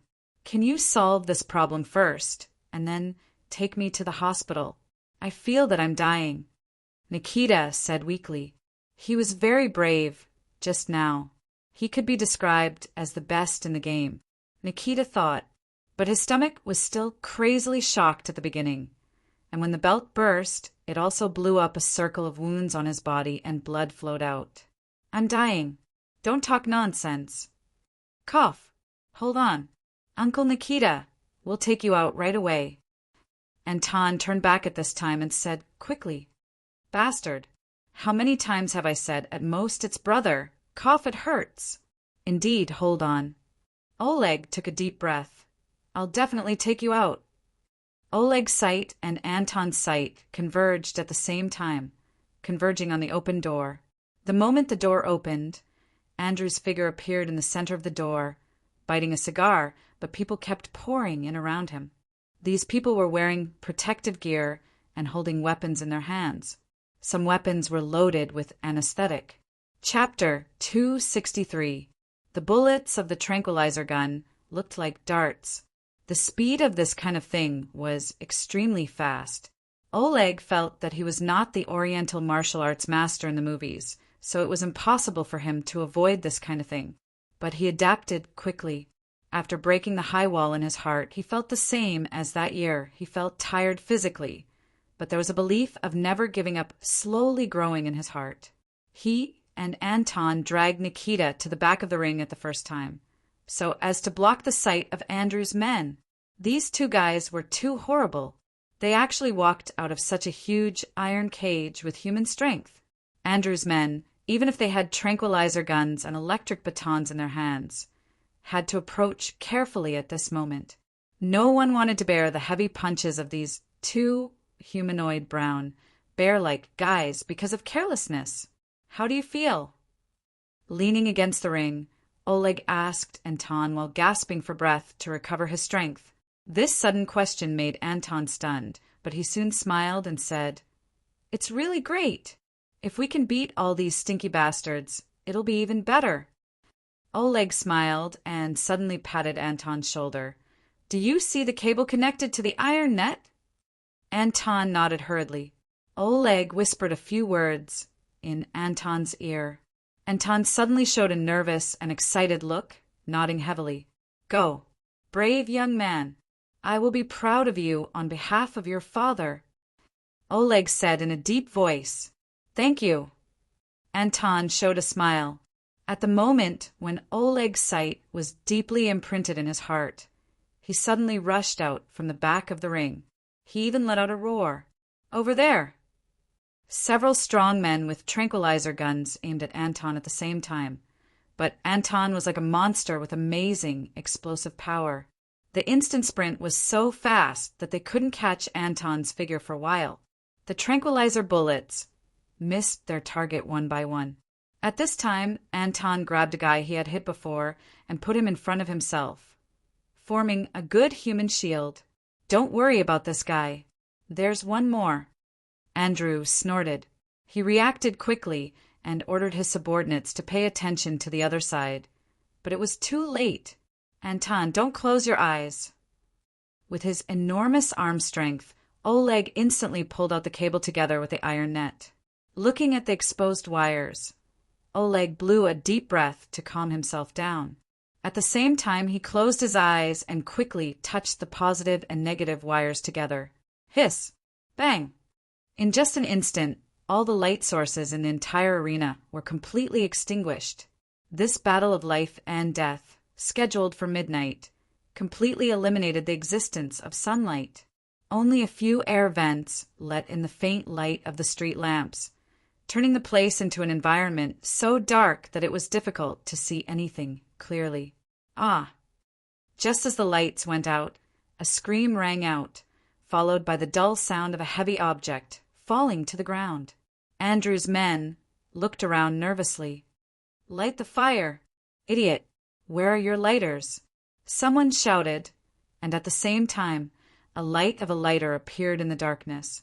But in just a moment, the guy who lit the fire also screamed, and then there was no sound. Ah! Ah! Listening to the continuous screams, Andrew, who had slightly adapted to the dark environment, saw two black shadows moving quickly in the field. Andrew couldn't help narrowing his eyes. He really didn't understand that these two guys could make such a mess, even with such an obvious advantage. These two people were indeed much stronger than ordinary people. They were completely at the level of first-class boxers. Andrew, a sudden roar. Andrew subconsciously looked towards the source of the sound. But at this moment, Andrew, another loud shout was heard from the other side. Andrew gritted his teeth. He was also a ruthless person. At this moment, he stepped back 2 steps in an instant, retreated to the outside of the door, and pushed the iron door closed with force. He had a heart of love for talents, and he also intended to use these two guys to earn more benefits for himself. But if these two guys were so troublesome to the extent of threatening him, no matter how excellent they were, it didn't matter. "Hey, it's me. Get the weapons. Real guys." Andrew snorted coldly, but at this moment the iron door was fiercely broken open with a loud bang. With the dim light of the phone, Andrew saw Anton and Oleg rolling out of the iron door. Andrew was taken aback. These two fellows actually forcefully smashed through the iron door. These two guys, were they still human beings?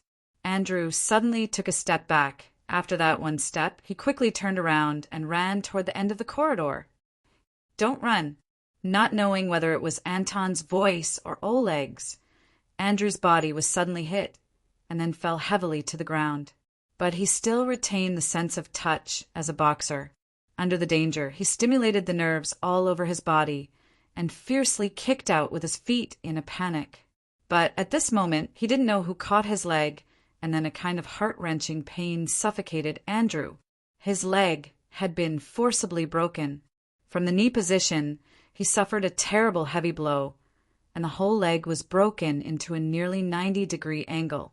Then his asterisk was hit by an elbow, and Andrew directly fainted. Feeling that Andrew on the ground didn't move anymore, Oleg and Anton fell to the ground at the same time, back to back, gasping for breath. Oleg gasped and said with a hearty laugh, "How do you feel now?" "Great, great, great," Anton gasped. At this time, Oleg climbed up and said calmly, "But it's not over yet. If Andrew and his henchmen are completely eliminated, we'll still be in trouble." "Then what should we do?" Oleg suddenly looked at the end of the corridor, listening to the approaching footsteps and a light source that should be the light source of a strong flashlight. He suddenly said, "Catch Andrew, I think we need to negotiate with these people." With that, Oleg shouted towards the end of the corridor, "Listen, your boss is in my hands. Now, prepare a car for me right away, unless you want your boss to die like this, so you can divide his things." "Uncle Nikita, brother, come on, let me help you, we're leaving here." Anton held Nikita's arm. "Oh, really? Okay." Nikita lowered his head and smiled. "I hope the hospital, the little girl in the hospital, can let me drink some vodka. Let's go, Nikita." Oleg patted Nikita's shoulder. At this time, Nikita raised his head reluctantly. With a pale face and pale lips, he squeezed out a smile. "Hey, brother, let's go back. Go back to the village. Kill those stinky bastards. Okay."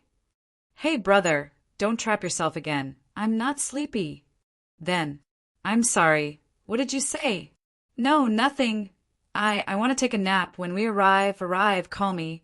It was the first time for Anton to use this kind of thing. But he didn't have any fear. Besides, he didn't know many people, so he directly shot the tranquilizer bullet on Andrew's neck. He had seen it in the movies. "Mr. Oleg, he won't wake up now, right?" Anton asked quickly. Oleg, who was driving the car robbed from the casino, looked at Andrew, who was placed in the co-pilot seat, and nodded. He frequently looked back at the back seat. "Nikita, how is it? Can you still hold on? Nikita? Nikita? Nikita? Uncle Nikita, hee." Anton's crying voice came from the car. He didn't make fun of Anton, who was a grown-up but still cried like a child. He just turned his head numbly, staring at the front of the windshield. Under the street lights and the asphalt road under the car lights, he could always see a bright place in front. Oleg drove the car like this 1 kilometer or 2 kilometers. He didn't look at any data on the dashboard, just fixed the accelerator and let the car go all the way. Suddenly, Oleg stepped on the brake and stopped the car. There were not many cars on the road at night, but Oleg opened the door. He got out of the car and licked and bit his lips. He looked forward, left and right. He put his hands on his waist at the same time, raising his head, swinging it meaninglessly, and then patting his forehead hard. Again and again, faster and faster, more and more fiercely. Suddenly, he stopped his hand. Oleg pulled open the door of the back seat, dragging Nikita out. He knelt on the ground, holding the motionless body of Nikita, raising his head and opening his lips convulsively. He held Nikita's head in his arms, tightening the muscles on his face and closing his eyes. When tears flowed out, Oleg didn't cry. He only let out a roar. Ah, ah, ah, ah. Anton looked at Oleg, who held Nikita in a daze. He looked at Nikita, who was held by Oleg. Why was it like this? He couldn't figure it out. His knees hit the hard asphalt road, lowering his head and sobbing. Why don't you save him? On the long street, Kamala, in the soul state, looked at the businessman with tears in her eyes. Luaccio said, "People die every day. Who can I save?" Customer, although I can feel your desire to save him, it's a pity you don't have enough money for the transaction. Besides, Luaccio shook his head. He doesn't have a strong desire to live, but he is more satisfied. Satisfied? Kamala looked at him with astonishment. Luaccio said softly, "Don't you feel strange? You have left the village and concealed your identities, but you were still found easily, and then you had a car accident." Nikita! Kamala moved her lips, but turned her head, unable to bear to see the scene on the road ahead. Chapter 264. When Andrew woke up, he found that he was in a place like an abandoned factory. He was awakened by a splash of cold water, but he could still feel the numbness in his body. He felt lucky that he didn't feel the pain of his broken leg because of the numbness, but he didn't know how long the anesthesia could last. "You didn't kill me, which means there is still room for negotiation." Andrew took a deep breath, calmly judging his situation. Oleg and Anton were standing in front of him. They all looked at him with indifferent eyes. "No matter what the conditions are, as long as I can meet them, I will meet them." Andrew made himself look calm. Oleg sneered disdainfully at this time, suddenly moving his body away. Behind him, there was a mounted camera. Anton grabbed Andrew's hair at this time, making him face the camera lens, whispering, "Do you see it? What you need to do now is to confess all the crimes you've committed and the things you've done that you can't see the light of day. What do you want to do?" Andrew still tried to keep himself calm. But at this moment, Oleg suddenly walked to the side and opened the mechanism of a machine, a cutting machine. "Do you see this conveyor belt and the rotating cutting blade at the end of the belt? Andrew, do you want to have a taste? You dare to kill?" Andrew snorted. "If we don't kill you, we will only have more trouble." Oleg snorted, accompanied by the sound of the rotating cutting blade. "Do you want to say it or not? But you'd better not tell any lies, because we will verify them one by one. As long as you tell a lie, you will end up." Anton picked up a piece of wood from the ground and then threw it. The wood hit the rotating blade and was instantly divided into 2 parts. Andrew opened his eyes wide, breathing heavily with cold sweat all over his head. Sir, are you free? There's something important." "What's the matter?" "I'm going to have a meeting with my superior." "Something happened to Mr. Andrew." "Andrew? That stinky bastard. He caused me trouble again." "Humph. You better warn him that I can't cover up any trouble." "But sir, this time you should open VK first. Someone uploaded a video." "Sir, I think it's better for you to think about how to distance yourself from them." "What?" "VK, one of the largest social networking sites in Russia." "So fast?" Anton looked at Andrew's apartment in surprise. It was Andrew's casino. At this time, many police cars were gathered here. Some of the casino staff were being handcuffed by the police and were being dragged out one by one. Andrew's video involves too many people. Naturally, those people will act as soon as possible. Oleg shook his head. It's the greatest value of this video confession to get rid of a malignant tumor like Andrew. It's much more valuable to keep some people quiet for a while than to kill Andrew to vent their anger. Using the video in his hand to topple those upper echelons, or even the oligarchs of the upper echelons who monopolize the economy and so on. That was just an impractical thing to do. Mr. Oleg, what should we do next? Anton asked in a low voice. Oleg pondered. Listen, after all, we are involved in this matter. Even if Andrew will be convicted for these crimes in the end, we can't guarantee that our affairs won't be leaked out. So you have to leave. Anton was stunned. But if I leave you, what will you do? Oleg smiled and patted Anton's shoulder. I will still stay here. I want to find my child. If I can find him, I will also leave here. But you don't have to leave in a hurry. Maybe it will take a few days before someone notices us. If you have something to do here, take advantage of these few days. This is my phone number. Call me if you have something to do. Mr. Oleg, holding the note in his hand, Anton looked at Oleg's back as he quickly ran across the road. He muttered to himself in disappointment, Dad. Anton lowered his head and looked around aimlessly. He suddenly felt that there was no place for him to stay. He wanted to tell Oleg that Anton was Antonio, but he didn't know how to say it. If he hadn't made a wish to become an adult to that big brother, he wouldn't have met Uncle Nikita and wouldn't have been dragged to the arena by him. Uncle Nikita wouldn't have died, would he?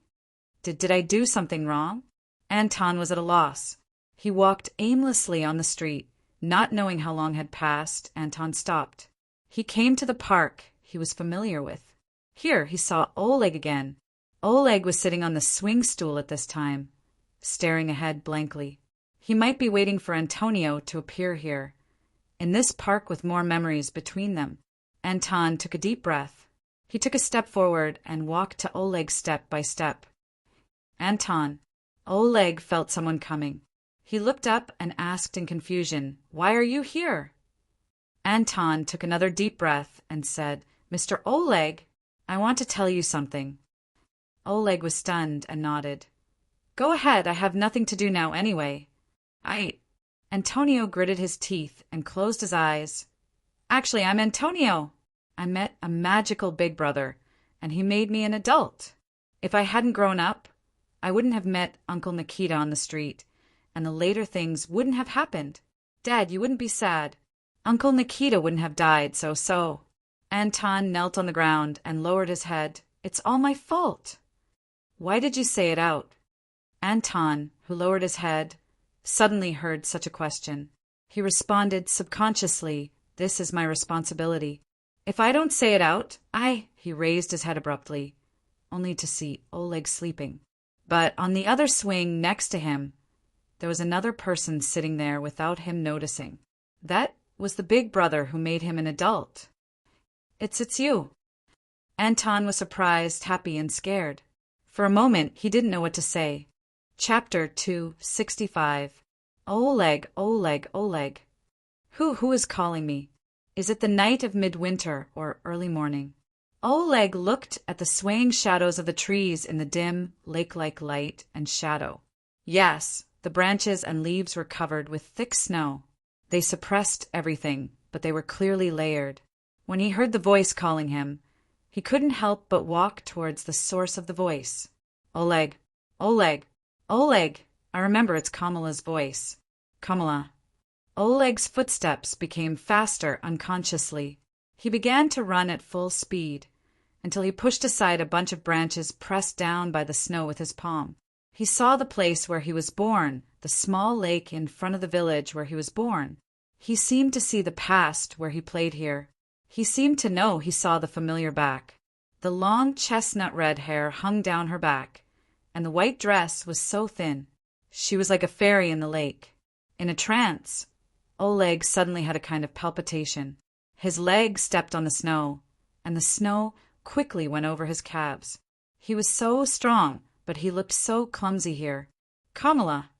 He finally came to the back of this figure and used his hands to wrap around the other person's back. Using all his strength, he pulled her into an embrace that could completely contain her body. Oleg lowered his head, burying his nose in the woman's long hair. He breathed hard, and every breath seemed so greedy. Kamala! Every sound was filled with tenderness and reluctance to part. The woman also lowered her head, putting her face on the back of the man's broad hand, feeling the coldness of the back of the hand. But soon the coldness was warmed up. Oleg, I'm very happy now. Me too. Kamala! The gravity of the earth's core made Oleg's head droop down.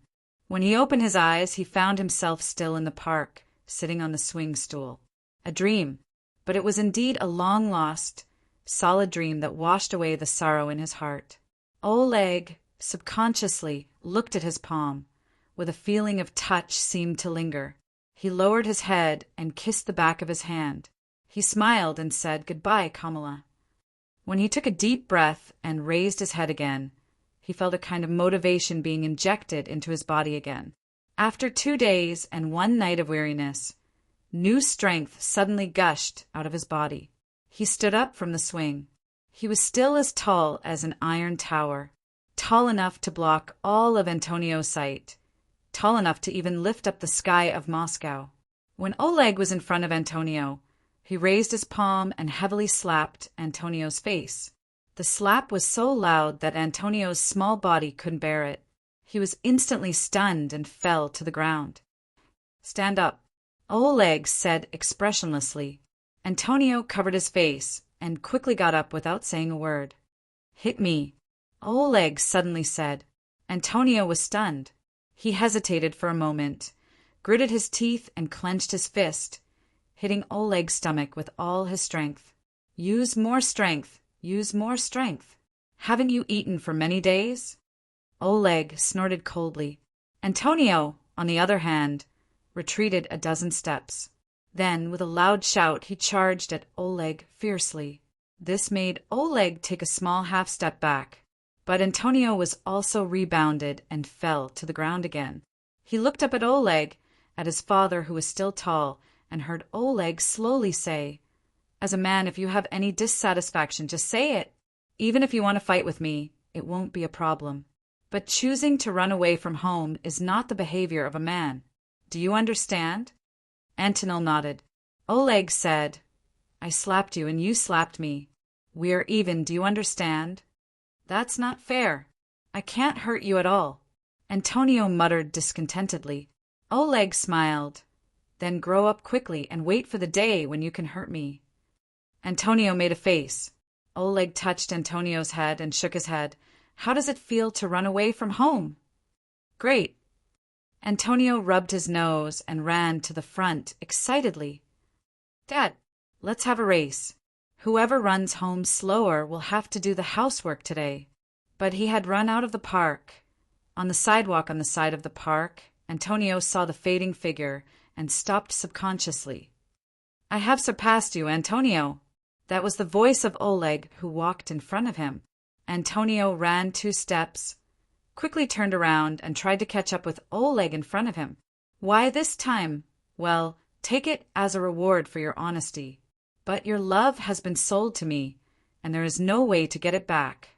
But someone gave you a chance encounter. In the future, you will meet a girl you truly love. But whether or not she can become your wife will depend on you to find out for yourself. Maybe you will fail, maybe you will succeed. Remember, you only have 1 chance." "Who gave it to me?" Big brother, big. The fountain in front of the Petrov Theater. A woman with long chestnut red hair and wearing a white dress was lowering her head beside the fountain, praying devoutly. "Sorry to make you wait for so long in the end." The woman looked at Luacho, who sat on the edge of the fountain and waited for a long time, and said apologetically. Luacho looked at the colorful world in front of him and shook his head. "It doesn't matter. I also want to thank you for letting me see so many colors." "Colors?" Kamala showed a puzzled look. Luaccio thought for a while, but shook his head and said, "Nothing, just some of my interests." Kamala was stunned, and a very light feeling suddenly filled her body. She didn't have a physical body, but this feeling was as real as having a physical body. Her spiritual body began to rise slowly. Suddenly, the man dragged the child's hand and came to the other side of the fountain. "Aren't you going home? Why did you bring me here? Antonio, if one day you meet the girl you love, you must bring her here. No matter what happens, don't miss it. Do you understand? Well, although I don't like watching ballet, pray, your mother may be able to hear it." Okay. Antonio closed his eyes and put his palms together. Suddenly, Antonio opened his eyes and looked at Oleg. "Dad, I seem to hear Mom talking." Oleg smiled. He always felt that if it was so efficacious, he should pray every time he came here. Although he didn't believe it, Oleg squatted down and said, "What did you hear?" Antonio said, "Thank you." Oleg was stunned and looked around blankly. "Thank you. Thank you. Thank you for letting me see the last of it." Kamala's figure slowly rose into the air. When her voice echoed in the non-human world, tears fell down along with it. Behind her, a pair of white wings suddenly opened, bursting out a dazzling brilliance. It shed all the darkness and let everything have its original color. The front and back of the Grand Theater, as well as the nearby streets, were filled with various colors. Luocio seemed to be in a colorful banquet. Luocio suddenly stood up, obsessively looking at the colorful world brought by the brilliance. He raised his hands as if he was hugging. "It's so beautiful. It's really, really beautiful." Kamala's figure gradually turned into a light ball, slowly falling and finally falling between Luoccio's hands. I didn't expect that Miss Kamala's soul is actually an angel. No wonder the value is so high. Miss Maid stood behind the boss, with a look of admiration and a little surprise. "Angel." Luocio shook his head, reluctantly gathering the light ball between his hands, and turned around. "No matter what it is, it's enough for me to see this color." Chapter 266. Balalaika. The Miss Chambermaid was now preparing the cocktail with 1 ounce of vodka and Caruso Blanco, and the same amount of lemon juice. In the uppermost suite of the hotel-style apartment with a view of Moscow's night view, Yi said that they had made a good deal this time and that they should celebrate it. In Luoccio's palm, the sole light ball that had just been received after the transaction was floating. The night view of Moscow outside the floor-to-ceiling glass window was full of colorful lights, and this sole light ball was also colorful, but it was no longer Kamara. It was only in its most basic form. As for Kamala, it had already disappeared the moment the transaction was completed. Just like an orange, after peeling off the skin, you can get the fresh, sweet, and juicy flesh. Kamara is this layer of skin. Boss Luo recalled Miss Maid's explanation of this situation. It was said that before him, when the previous boss was in charge of the club, such a situation had happened twice. But the quality of the angel's soul that was obtained in the first 2 times was not as good as the one hidden in Kamara this time. Miss Maid put the already mixed balalaika on the small round coffee table next to Luocio. It should be because Kamara was separated from the soul of the Taoist master very well. Yi also stared at the soul light ball in Boss Luo's hand with infatuation. This time, it has verified Master's previous idea. Luocio did not immediately respond. Yi, however, murmured a sentence that she had heard before. "If time allows it to brew fragrance, are you willing to wait?" Luocio raised the classical wine glass next to him. In theory, he was not used to drinking vodka, but he felt that this mixed drink unexpectedly tasted good. However, it was probably because there was no alcohol that could affect his body. There were also small slices of lemon on the side. Luocio picked one up and put it in his mouth. The sour taste made him frown. Why is the soul of an angel in the body of an ordinary person? Yi said, "I've heard about it from my predecessor, but I don't know much." It seems that angels who make mistakes will be punished. They will be reincarnated in the human world and suffer in the human world. In the end, they can wash away the sins in their hearts and rush back to heaven, descending to the mortal world to undergo tribulation. Luaccio said, subconsciously. Miss Maid tilted her head. Luaccio smiled and said, "Our country has the same legend since ancient times. If the immortals in the heavens violate the heavenly laws, they will be banished to the mortal world. Only after experiencing enough calamities can they return to the immortal world." That's what the storybooks say. The servant girl nodded and said, "Master, there are indeed many myths that have been passed down in your country." Luaccio glanced at Yi.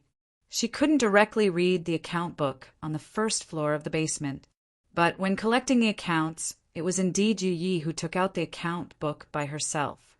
This could be traced back to the fact that the previous boss was still alive. The previous boss was a qualified old otaku who didn't leave the boudoir for 3 steps. A qualified and very handsome otaku. Therefore, when he started to stay in the club, except for the guests who came to the door, and he had to show up due to the rules, the work of collecting accounts was completed by Yi.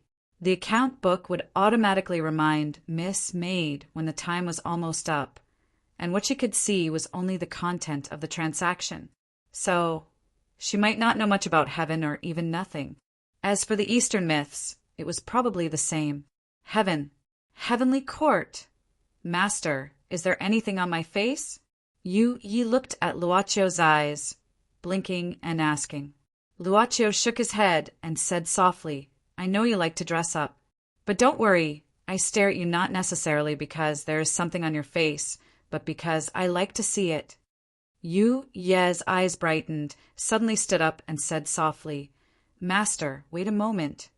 Luaccio wanted to know what Yi was going to do, so he changed his sitting position and saw you walk into the room of the suite.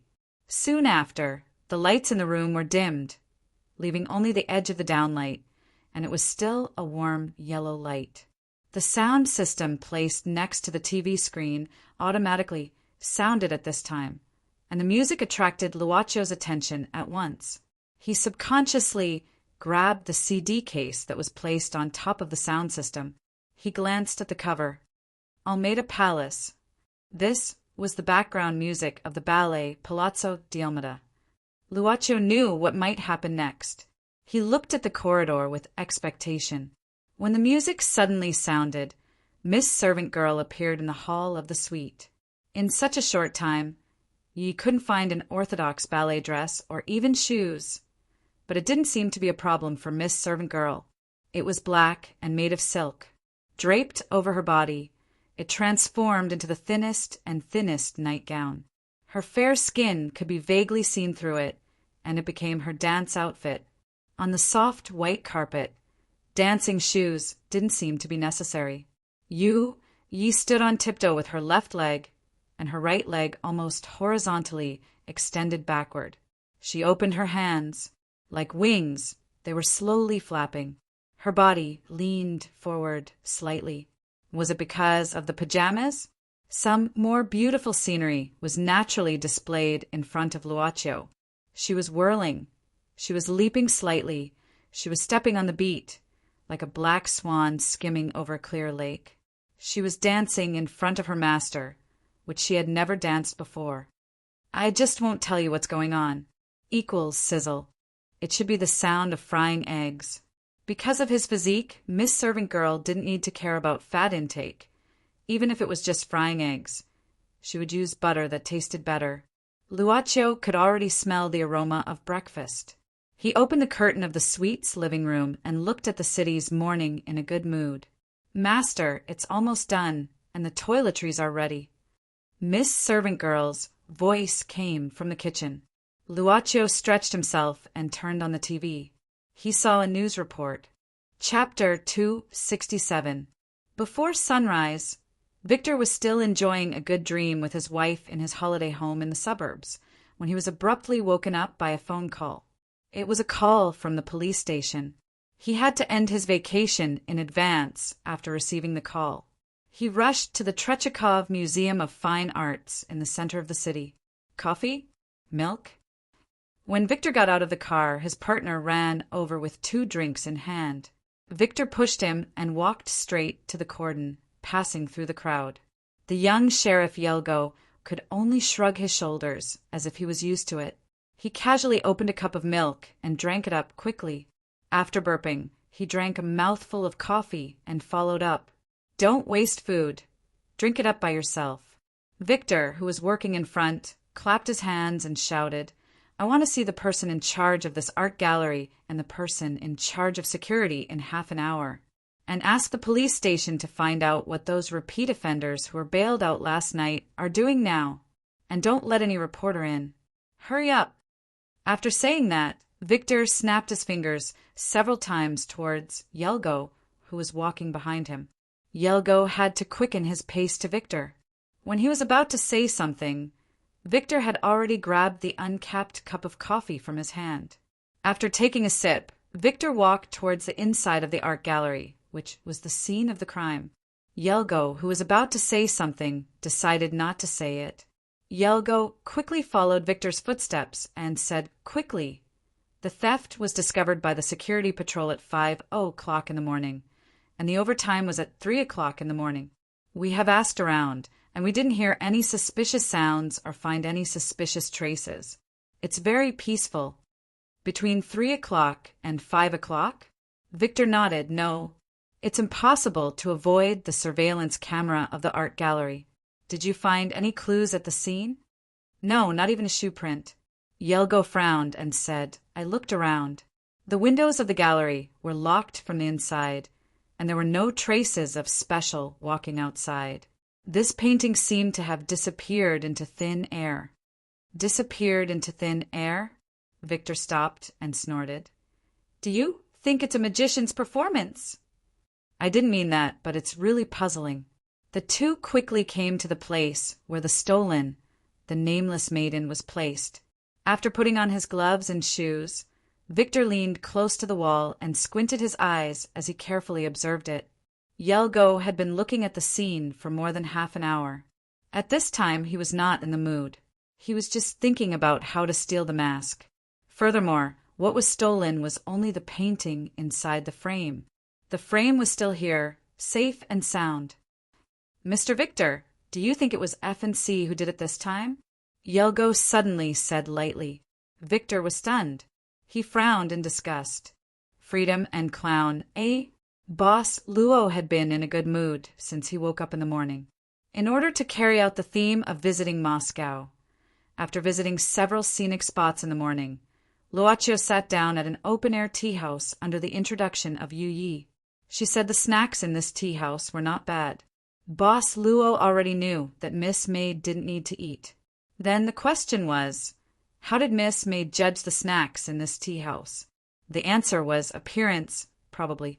Yu Yi, who was sitting with him, was carefully cutting the cake into a small size to make it easier to eat. And Luochio, well, he was too idle.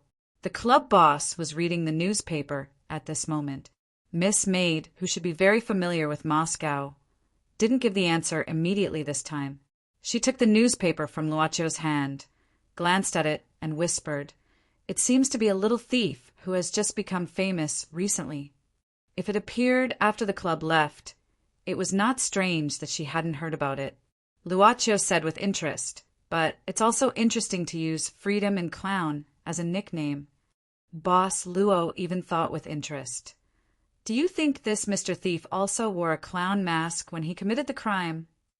Yu Yi looked at the newspaper again, thinking, according to the report, F&C has successfully committed more than 10 crimes, and left calmly every time.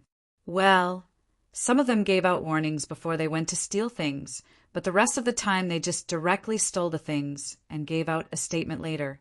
So it's hard to find out the pattern of their crimes, and no one knows their gender. This time, the theft of the nameless maiden may also be done by them. Maybe it won't be long before we see their statement. Boss Luo, who had just applied for a VK account under Yuya's guidance, opened it and found that the social media site was already discussing the theft of the famous painting. This freedom in clown has quite a lot of fans. Luaccio began to browse the deeds of this thief. Well, every time after committing a crime, they will donate to charity in their own name. In this society, there are really people who will be strange thieves who rob the rich to help the poor. Oh, they have already made a statement. This was a video uploaded to VK. In front of the pure white background, only a head with a clown mask and a black hat could be seen. Even the voice was processed, so it was impossible to distinguish whether this person was male or female. I'm F and C, that the nameless maiden that went missing in the gallery last night is now in my hands. There was only one sentence, and the short video finished playing in the blink of an eye, but the comments below had already exploded. Some people doubted that this was F and C himself, because this statement came too quickly. There were also some people who refuted that this might be F and C, because F and C was always irregular and could often surprise you. But more people were discussing which charity F and C would donate to this time. They had even started to ask how much the donation would be based on the immeasurable value of the nameless maiden. Beautiful lady, may I have the honor to perform a magic trick for you?